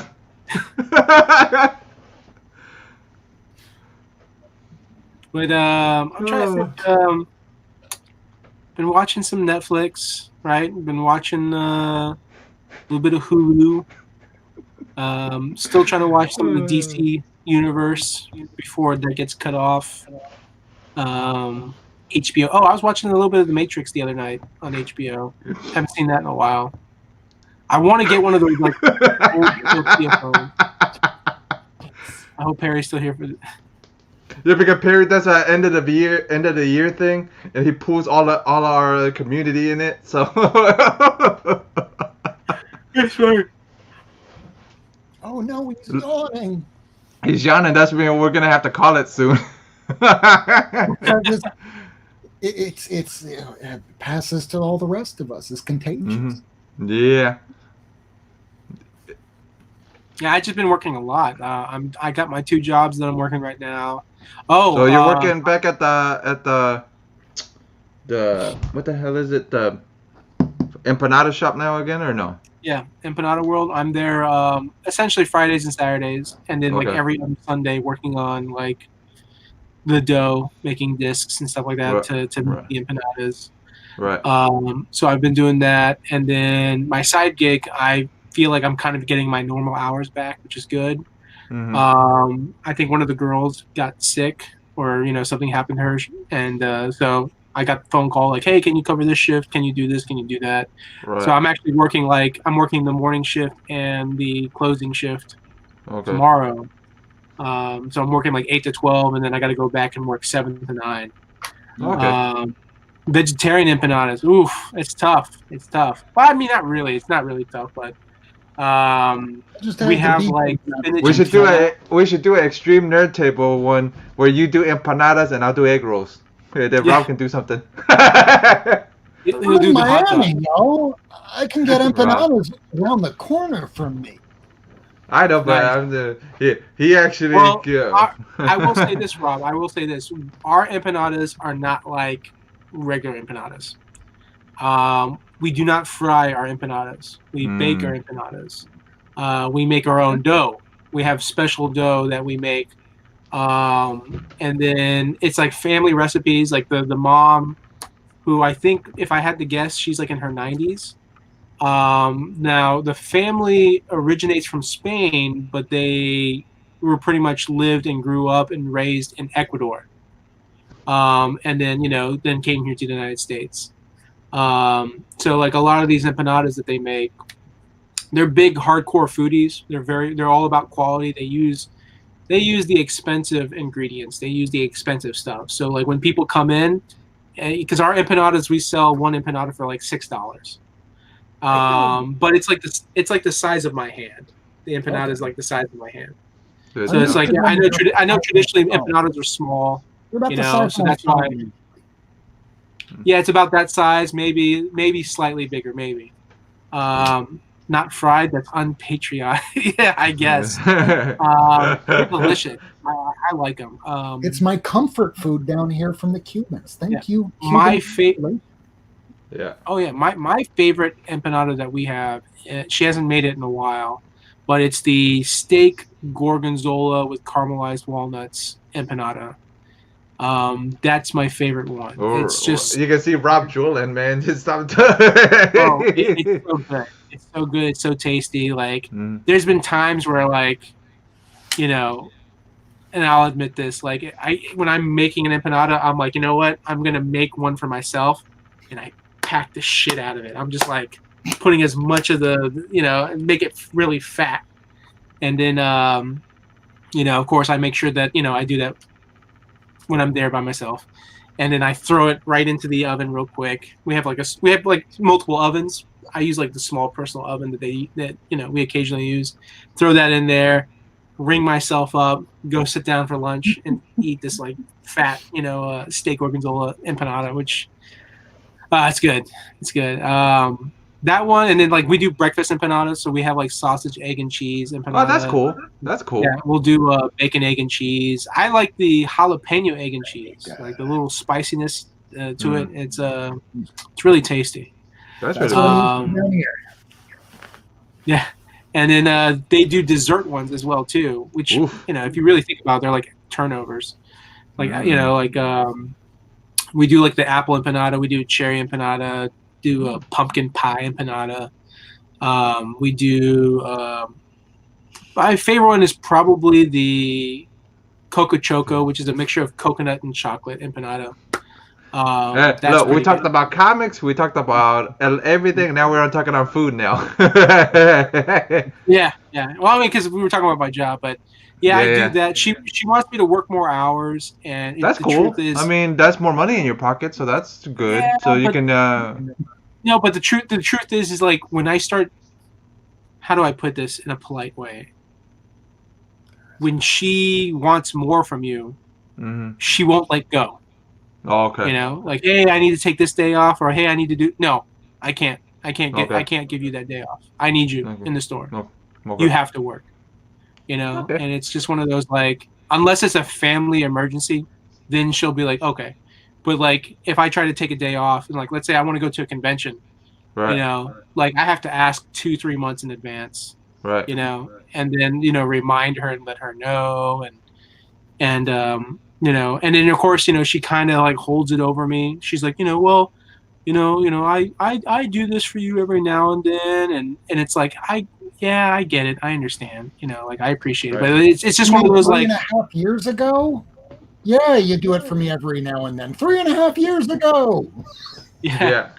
Then Yeah, you so- hold it back against her. You go, man, you never let me go Oh, yeah, yeah, 3.5 like, years ago. the other day she made a comment, and I get that she was frustrated, she was angry, she gets stressed out a lot, and Okay. obviously when she's stressed out she will say things, Hmm. and I think later on she regrets saying these things. She knows Uh-huh. that she was in a bad mood when she said it, Right. but like she was like, oh, like I need you for this or I need you for that, or like I try to tell her like, hey, because she's like, you can work more hours, right? I'm like, yeah, but like I have to be at my other job at 5 o'clock, so I want to try to leave here at 2:30, 3 o'clock, so I can go home, eat lunch, relax a little bit, and then go into the other job. And she kind of gave me like a look, and then afterwards she was just like, she's like, wow, they're really lucky to have you. They're really lucky to have you because like, you give them such priority, like, Dude, you you give give them both of them more priority. What the hell is she yeah, talking it's like about? you give them more priority than you do to me, If one and would it's give them more like, money than the other, would that perhaps help things?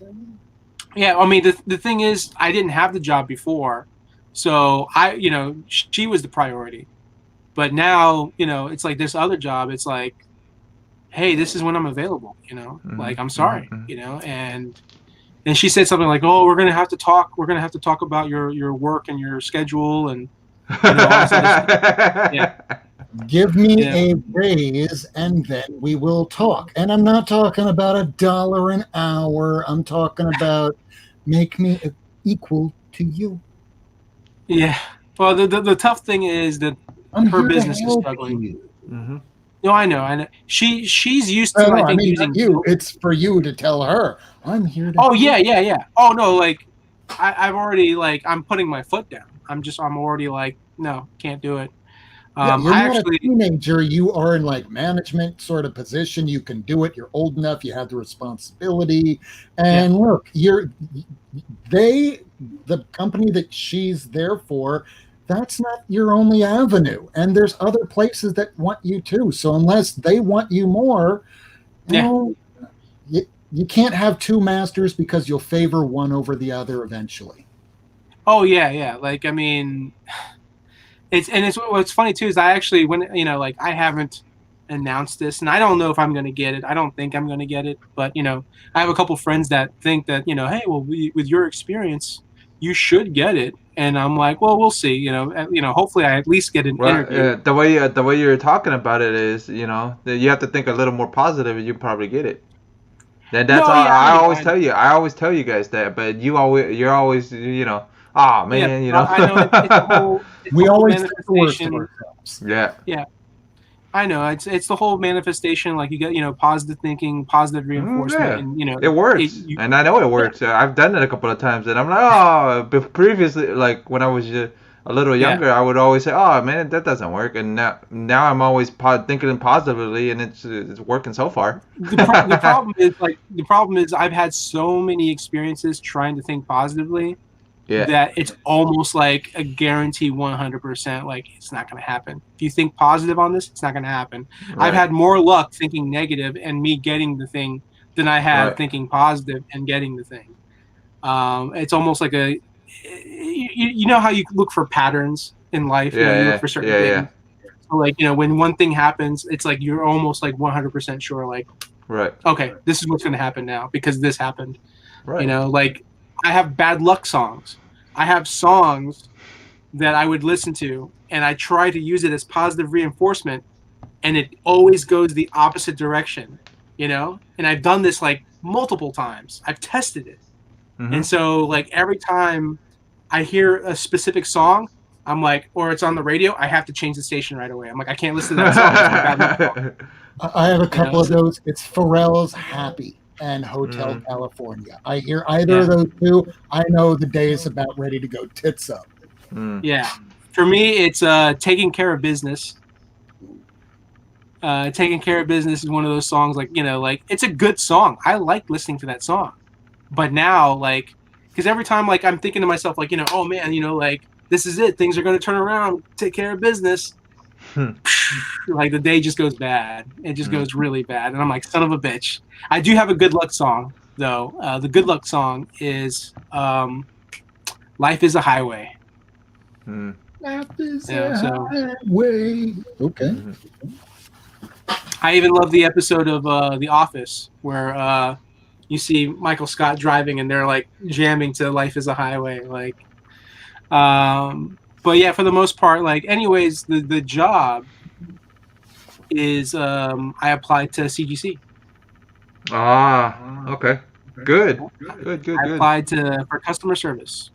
Good. The Hey. cool thing is, But it's if you supposed to be. so are you gonna keep all three then if you get it, or are you gonna leave one? Oh no. Well, so the job consists basically it's a 9 to 5 job, Monday through Friday, right? 9 to 5, Monday through Friday. I already currently work Saturdays at Empanada World. So, if I get this job, because she's jokingly has said that, I will never let you go. You're never leaving.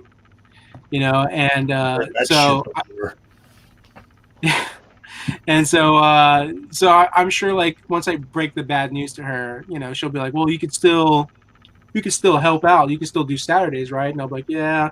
You can every other Sunday you can come in and help with the dough. I'm like, yeah. So I'll have that, and then the side gig that I do, but you don't want to be stretching being honest, you don't want to stretch yourself too thin either, because I've done it before where burnout is real. Yeah, I've done it before, and I actually I didn't even go back to the other job because I just said screw it, because it freaking burnt me out. Like it's happened. So believe it or not, the side gig is like the easiest job I've ever had. I'm literally just assisting. I'm making sure that somebody is taking their pills on time. Okay. That's it. Okay. I'm literally like sitting in the room, watching the gentleman, and making sure, like, oh, it's 7:30 time for your next pill. Oh, it's 8 o'clock time for your next pill. And he literally just sits in the chair and he watches old westerns. So cool. Here I am watching random episodes of Tales of Wells Fargo, and then we'll like watch like random western movies. The other day he was watching this movie called Giant, which I had never heard of. I'm not familiar with those older movies. Right. It's got Rock Hudson. It's got James Dean. It's one of James Dean's, if not James Dean's last movie, and before he died. And then you have a very young Dennis Hopper. I had no idea that Dennis Hopper worked with James Dean. Like, he did a movie with James Dean. I was just like, oh man. Fair enough. I would be bad at this. I missed so many eBay auctions because of YouTube videos. Yeah. But so I mean, like, when I go there and I literally sit there for 2 hours and I just make sure he takes his pills on time. So that's not something I would get burned out from. Right. But I'm just saying, if you're working CGC, that Empanada World Saturdays, and then that, eventually it's gonna catch up to you. You know what I mean? Oh yeah. My biggest thing is, like, if I do get the CGC job, I'm still going to try to do the comic book business. But what I'm probably going to end up doing is I'm going to take a chunk of the money that I make from CGC, and I'll probably just pay like a friend, or I'll pay somebody to help me out. Right. And the shipments that I order, the books that I order, it's not large. It's easy for one person to handle. They can go pick up the books, organize the books, put them in order, look for the shortage damages, let me know what it is. I go into the system and I report the shortage damages. And then, I don't have a lot of subscribers, so it's easy to kind of just go through the shipment books and pull people's books, put them to the side. It literally probably takes a person, like, if Tim were doing it, it literally would take Tim, like, at the most 1 hour. I think less than that sometimes. If the way Tim sets up sets up the books when he does it, I've seen him set up books, and you're probably right. He probably could have it done in like 30 minutes. Yeah, because I've seen him do that with what was it with? Yeah, I've seen him do it a couple of times. So yeah. It's 5 a.m. where Varangian is. Ooh. Oh wow. Wow. All right. See you later. Well, hey, thanks for joining us, man, and thank you for the link on the Electrical Blue Superman. Yeah, we'll be hopping off in a little bit, man. We'll probably right behind you. Like no. Yeah. I gotta go. I hope to get. Yeah. I hope to get those German edition of Superman 123. Yeah, I really love that white background. It's really nice. Yeah, you will, because he'll send me my AOKs and stuff like that. Yeah, he'll get it. I didn't even finish telling you about what I'm doing with my Superman 123s. So I came up with making a collage, burning down. So when I went to a couple of years ago, I went to Superman Celebration, and Brandon Routh was there. And I've met Brandon Routh before that at DragonCon. I met him the year that Scott Pilgrim came out, and so like I didn't have enough money. I didn't have any money. I couldn't afford a signature, but I waited in line just to meet him. You know, and I shook his hand, and I was like, "Hey, man, I'm glad that you're doing some more movies. I saw this movie that you did on Netflix. It was great. I'm a huge Superman fan, so it's great to meet you." Just for Rob's kind of goes, so now here I am finally getting a signature at the Superman celebration, and which is neat because his parents were there. Like, he was like standing right there, and then to the side you see this older couple, and I'm like, oh, that's cool. Like, like Brandon Routh brought his parents. It's awesome. And I brought a Superman 123, and I had it on the table, and that was what I was going to have him sign. And I got this brilliant idea of like every person that has played Superman, my goal is to have each copy, like each actor, getting to sign. Well, the only one copy. you won't be getting is the first person that played him, because he's passed already. Well, a couple of them have passed. There's Kirk Allen, who played Superman. Oh, two. My bad. Yeah. Forget about that, dude. No, two. He's at two people that's passed about. Oh yeah. George Reeves. Yeah, George Reeves. Yeah. Yeah, George Reeves, Kirk Allen, and of course Christopher Reeve. That's funny. Two Reeves passed. Well, there's Christopher Reeve, and then George Reeves. I'm just thinking that's funny, man, because two Reeves has played Superman, and both Reeves has passed away. Yeah. Well, I mean, there's been talks of this like Superman curse, like there's these bad things that happen to each of the actors who've played Superman. So everyone was like, well, nothing's bad happened to Dean Cain, so like except for his career, his career is gone. Well, and nothing's happened to freaking Brandon Routh or the other one yet. Nothing's happened to Brandon Routh, and then you have Henry Cavill, and then now you have what's his name for Superman and Lois, the TV show. Yeah, and Tyler Cochin. Yeah, that's the Tyler name. Hodgkin, I think, or Cochin or Hodgkin or something like that. Cochin. Which it's funny. He was the kid in the Tom Hanks movie Road to Perdition. Really? Yeah. I was surprised. I was like, what? He was in the movie with Tom Hanks. And the cool thing about Road to Perdition is it's also a comic book film. One, I still have to read the book, and I still have to check out the movie. But yeah, that's my goal. Is I'm gonna have you passed the yawn. You passed the yawn on because I started yawning. But yeah, I mean, that's my goal. Is I'm gonna just have a whole bunch of Superman 123s all lined up, each signed by the different Superman. So, and I've already got Brandon Routh. So now I just need to get Henry Cavill, Dean Cain. Dean Cain, I'm sure it's easy. It's possible. Yeah, he's probably going to be at con. I mean, eventually when cons happen again, he'll probably come to cons and stuff. Yeah, Tyler Hodgkin, I'm sure will be doing. I have an idea. So you're going to need to go to Louisiana, the 9th Ward, because you're definitely going to be able to find some voodoo priestess there that may be able to do a reading for you to maybe channel George Reeves and Christopher Reeves. Once the spirit is in her body, like the movie Ghost, you can say, okay, shit, quick, where's the book? Here's the book. Now sign. George Reeves. How the fuck did you get that book? That signature in that book? He died long before that. It's one of a kind. Days. It'd be funny if I brought a CGC witness with me, and they're like, witnessed.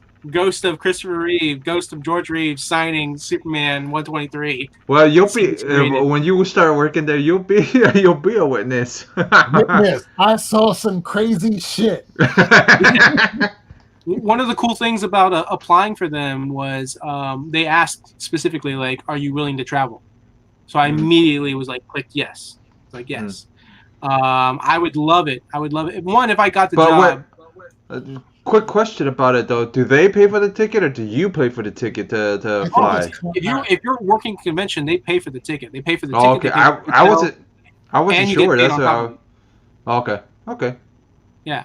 Oh yeah. If you're an employee, I was always curious because I was always curious. That's why. Yeah, any oh yeah. job I mean, you when have I to did it for travel, CBCS, you're not an indentured servant. You're not Okay. paying to go to work. They're making sure you're going out there to do a job, Right. and they're charging the client out the ass for it. So everything's taken care of. You might have to initially pay out of pocket where they comp you back, but Okay. Yeah. that sometimes is traditional in a lot of jobs too. oh Okay. yeah. I never knew that. That's why I've filled out stuff for them before, and I wanted to work for them. I'm like, I don't know. Yeah, I mean, what I'm hoping to do is because I mean, I think there's room for growth with that company, Mm. and one of the things I'm worried about is that when they look at my resume, they're gonna be like, "Oh, you graded for CBCS. We could use a grader," you know, and I'm gonna have to politely decline. I'm gonna be like, "Listen, I don't want to drive all the way out to Sarasota, you know. Oh, and I don't that's wanna the have to- okay. I don't want to take on a job that's going to be stressful, and like I'm sure there's going to be a quota. It's like how many yeah. books I need to get graded. You know, I'd rather be a presser. I'd rather, if I'm going to work over there, I'd rather learn how to press. At the same time, I think that would have a quota too. Yeah, Oh, you would have a quota. It would, but I mean, pressing I think is easier than grading. Well, grading, you're just looking at a book. Oh. Pressing, you're actually using a thing to Yeah. press the book. I'm You're saying. not just looking at the book. You're not just I looking would at the book. also- Like you're literally going to have to like Yeah, determine. but I'm saying, but that's easier than moving the book, doing all the stuff to press and clean it and do it. You know what I'm saying? No, pressing is straightforward, and not to mention, like I'm pretty sure, like I wouldn't be cleaning the book. Like people who clean the book, those are going to be people who are more experienced. Yeah, that's what you say now, and then you get there. No, I mean, think about it. Like if I were a presser, they would say, "Hey, we're going to start you off with modern books, and modern Okay. books pressing is way easier than taking a book from like the 70s or 80s, and because it's different paper. So I'm sure there's Right. there's different steps on pressing Right. those type of books versus pressing a new book. The difference But- between square bounds and the glossy papers, the stickers, inserts, all that kind of garbage. Yeah. But what I'm hoping to do is, so the job is customer service, Mm. and they prefer that you live in Florida, so that's easy. I'm Right. already in Florida. Right. And what's cool is because of the whole COVID situation and everything like that. You work from home. Yeah, work from home. They will provide the equipment, and basically on the phone and on So the computer what- answering emails and So answering phone calls. what's equipment for them for working? It's what probably would like you- a computer with Okay. their setup? Yeah, their system, Okay. their point of sale system or POS. Well, or, I would be that would be good because then you don't have to download the program on yours and you know. Oh yeah. Well, no, they wouldn't want that. They don't want. Yeah, but I'm just saying, yeah, but that right, but that's a smart way to do it. They're Yeah. making enough money where they can do that, so. Hell, if Oh, I yeah, could yeah. nail down I mean- pressing, I'd like to take a little bit of extra money doing that. Yeah. I would not want it being a job because that sounds stressful too. And I also remember, and you sell comics, so maybe you could tell me what you think. I was told years and years ago by a personal comic book dealer, never get into selling comics because you'll eventually hate them because you'll have to Right. determine which ones might sell, which ones am I going to get stuck with. So anything on the end where I'm going to start making money on comics, I don't want to fall out of love with comics. Yeah. Yeah, me Yeah. either. Yeah. Yeah. I for some people I can see that it's a thin line. It's a thin line. Like me, I haven't fallen out of love of comics. I'm the whole reason I'm selling comics is because I love comics. It's definitely not an easy thing to do, and I think a lot of the reasons behind that is because of the people that you deal with. Like, there's a lot of good people, but when you start dealing with money, and you're starting to deal with people wanting deals and stuff like that, like it's it starts to get frustrating, because it's like, if somebody knows that you're struggling, if somebody knows like, oh, you're not making a lot of money, they don't have any shame. They're just like, hey, well, how about a deal on this, or how about a deal on that, and it's like, and it's, I feel bad turning down people for certain deals. I feel bad. I'm getting better at saying no. I'm getting better. Yeah. Because I have to remind myself, like, as much as I want to be the nice guy, as much as I want to be nice, Well, I'm a business, and I'm in business to make money. Yeah. So it's like, It's sometimes not that they don't hard realize. to tell somebody that, listen, I'm not going to make a profit on that. And if I'm not making a profit, there's really no reason for me to be doing this. Yeah. Most I've had will people. understand. If they don't, fuck those people. Oh, yeah. I've had people take advantage of my kindness. And I got to the point where I was just like, hey, man, like, we would get into like a conversation, almost like an argument. And I would literally get to the point where, like, thankfully, like, they were the ones like, hey, I'm going to go ahead and just quit. And part of me is like, just so happy, like, thank God Well, this person quit. It's like, I literally am making $0 off of this person. I'm not making any profit at all. And then they go out of their way to complain, like, hey man, how come I'm missing this book, or how come this? How come? Like, I would drive out to their house and deliver the books to them, and then they complain, like, hey man, like, why did like, why couldn't we meet up last week, or this or that or this, and it's like, I have a schedule, like, I have a job, I have all these things I have to do, it's like, Randall, it's time to start employing weed dealer salesman mentality. Somebody winds up complaining once, you don't drive to their ass anymore, because that was something you were doing out of the kindness out of your heart. Now that they're willing to complain, you lost that privilege. Somebody complains over anything, they lose privileges. They want to do it online. Hey, I'm washing my hands off of you. Mm-hmm. Exactly. Like, and I'm getting better at that. I really am. Yeah. There's just some people where I just kind of just put the foot down and I say no, and then they're like, okay, well, then I don't want it, or I don't want to buy them. I'm like, okay, cool. Next. Here, let's work on an exercise right now. Randall, can I ask you a favor real quick? Sure. All right, so it's kind of serious. There's really nobody else, not the Cantonese Kid, not Comic Tom, not anybody else on YouTube can do this. I need you to go to the moon. Go to the moon. Can you go to the moon? Go to the moon. I'm going to need a lot of money for me to go to the moon. You were supposed to say no. There's no money. It's all on your own dime. I'm sorry, but it's an important trip. Then I can't do it. I'm sorry. Thank you. No, it's not that hard. Even better. It feels even better. Try this one.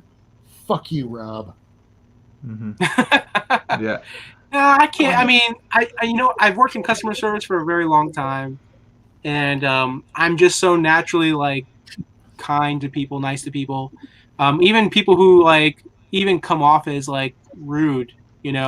Like, I really won't bounce back until I feel like the person crosses the line. Like, once that person really crosses the line, then I'm gonna become a smartass. Then I'm gonna come right back at the person. I'm gonna be like, hey. And then just to show them, like, listen, I was being polite, I was being nice before, but now you're starting to make things really bad, and I'm not going to put up with it. Like, some people think I'm a pushover, and then some people, like, will try to, like, I got into an argument. I won't say who specifically, but I got into an argument on my Facebook page, and the person said a whole bunch of lies. And I literally, no, it's not him. Jeff's always been good. But, like, this person said a whole bunch of lies, and I literally was just like, listen, I have proof that you're lying. Not only do I have proof that you're lying, but you know what? I'm going to, after we're done here, probably tomorrow, the day after tomorrow, I'm going to make a whole video breaking down all of your lies, every specific thing that you said that was a lie. I'm going to break, Now, I ended up not doing the video because that person ended up messaging me the next morning and apologizing to me. The person was like, oh, well, we used to be friends, and, I want us to be friends. And I said, okay, well, I do believe in redemption. I do believe in giving people a second chance. So I said, okay, let's meet up. Let's talk. It was her idea. And I was like, okay. I said, this is the day that I'm available. Yeah. I told her this is the day that I'm available. And so she's like, okay, well, let's follow up and, and double check before we, meet up or whatever. And I'm like, okay. She never messaged me. She never followed up with me. So part of me thinks that whole apology, that whole thing was just maybe a trick to get me to not do that video, to do that video and do the breakdown of all of her lies. So Yeah, I don't know. yeah. I don't know. I'm still waiting. Yeah. I'm still waiting. If she, Lady Fantastic had somebody she had to deal with that was an Instagram person that was from another type of community that wound up posting on their Instagram. She will use this to sandwich books in, and there was like a little stain on it. So this person got the macro on it going, look, she's sending stains and it smells like... I was like, wait, what the hell are you idiots doing? Right. Oh, I'm trying to get something for free. Yeah. What? So you're trying to drag someone through the mud. You're trying to attack their character just because shame them. You want free shit. There's people out there that are like that, and the second you do, and people that will fuck with someone psychologically. But eventually, if you come across those people, you can't let those one or two. You just you can't. Yeah, no, you can't. You can't. They're all good right, people, guys. I want to get something to eat, so I'm gonna really call it. Okay. He's gonna get an empanada. Maybe. All right, guys. What you guys got going on? What you got going on, Rob, this week? So I did watch just the other day John's Comics with Kids. He watched something with this guy, Joel the Geek. It's the 12 questions of our comic collecting history. 12 questions. We're going to be doing that on this Wednesday. Otherwise, I don't know if we're having Discordia on as a guest coming back after his Kickstarter got fully funded. Books should be going out. Otherwise, we're on weekdays, Wednesday, 10 p.m. Eastern time, regularly. It's going to be episode 67, which means we've been almost on for 2 year and a half. Wow, damn, we're old. Don't go gray, everyone. Hey, look. Hey, it's Mr. White Gloves himself. Look what I did, Mr. White Gloves. I don't think so. They're using Mylar Madness' logo, so I don't think it is.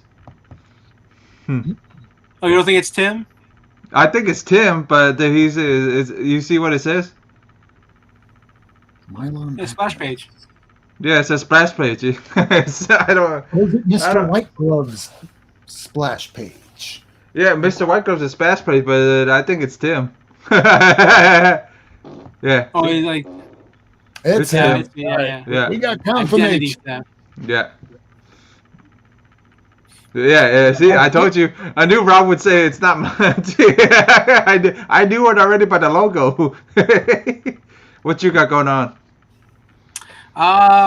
The same old. I've got I go pick up my books. If you guys want to find me, you can find me I'm on almost every social media. I'm on Instagram. I'm on Twitter. I'm really not on those a lot. My one proud thing I can say is that TikTok. Yeah, I'm on TikTok. But that's not the proud thing I was going to say. The proud thing I was going to say is that I do have, like, one of the things I love about Twitter is like how you can follow people, but they can follow you back. And for a birthday gift, I asked one of my favorite comic book writers of all time, like, hey, it's my birthday. I would love it if you followed me back on Twitter. And Mr. Mark Millar follows me on Twitter. So that's my favorite thing about Twitter right now. But yeah, I'm on Twitter. I have multiple accounts. I have, my own personal page. I also have Comic Book Collectors League. I also have my business, which is Blank Variant Comics. So you can find those on Instagram. You can find it on Twitter. You can find it on Facebook. And then I also have TikTok. TikTok right now I only have one account. It's just my own personal account. But you know what? There's comic book people on TikTok as well. So if you're willing to give TikTok a chance, you can find some really cool comic book fans out there dropping some comic book knowledge on there. You can follow Jeff on TikTok as well. Yeah, me too. Yeah, I'm under Cantonese comic. Oh, either Jeff Comic or Cantonese Comic. I don't remember. I think it's Jeff Comic. I think it's Jeff Comic. Okay. Yeah, it's Jeff Comics on TikTok. It's on all social media. It's pretty much all on this YouTube page. Anyways, you can click it up there on the YouTube page, and you can go straight to Instagram, Facebook. Yeah, and then this is a message to Tim. Hit your link. I want to show you something off air.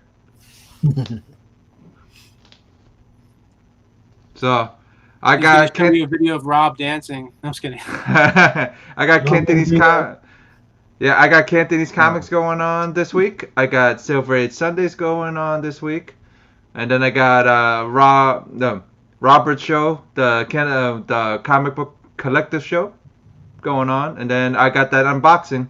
So keep a lookout for the unboxing. It's gonna be on Saturday at 4 p.m.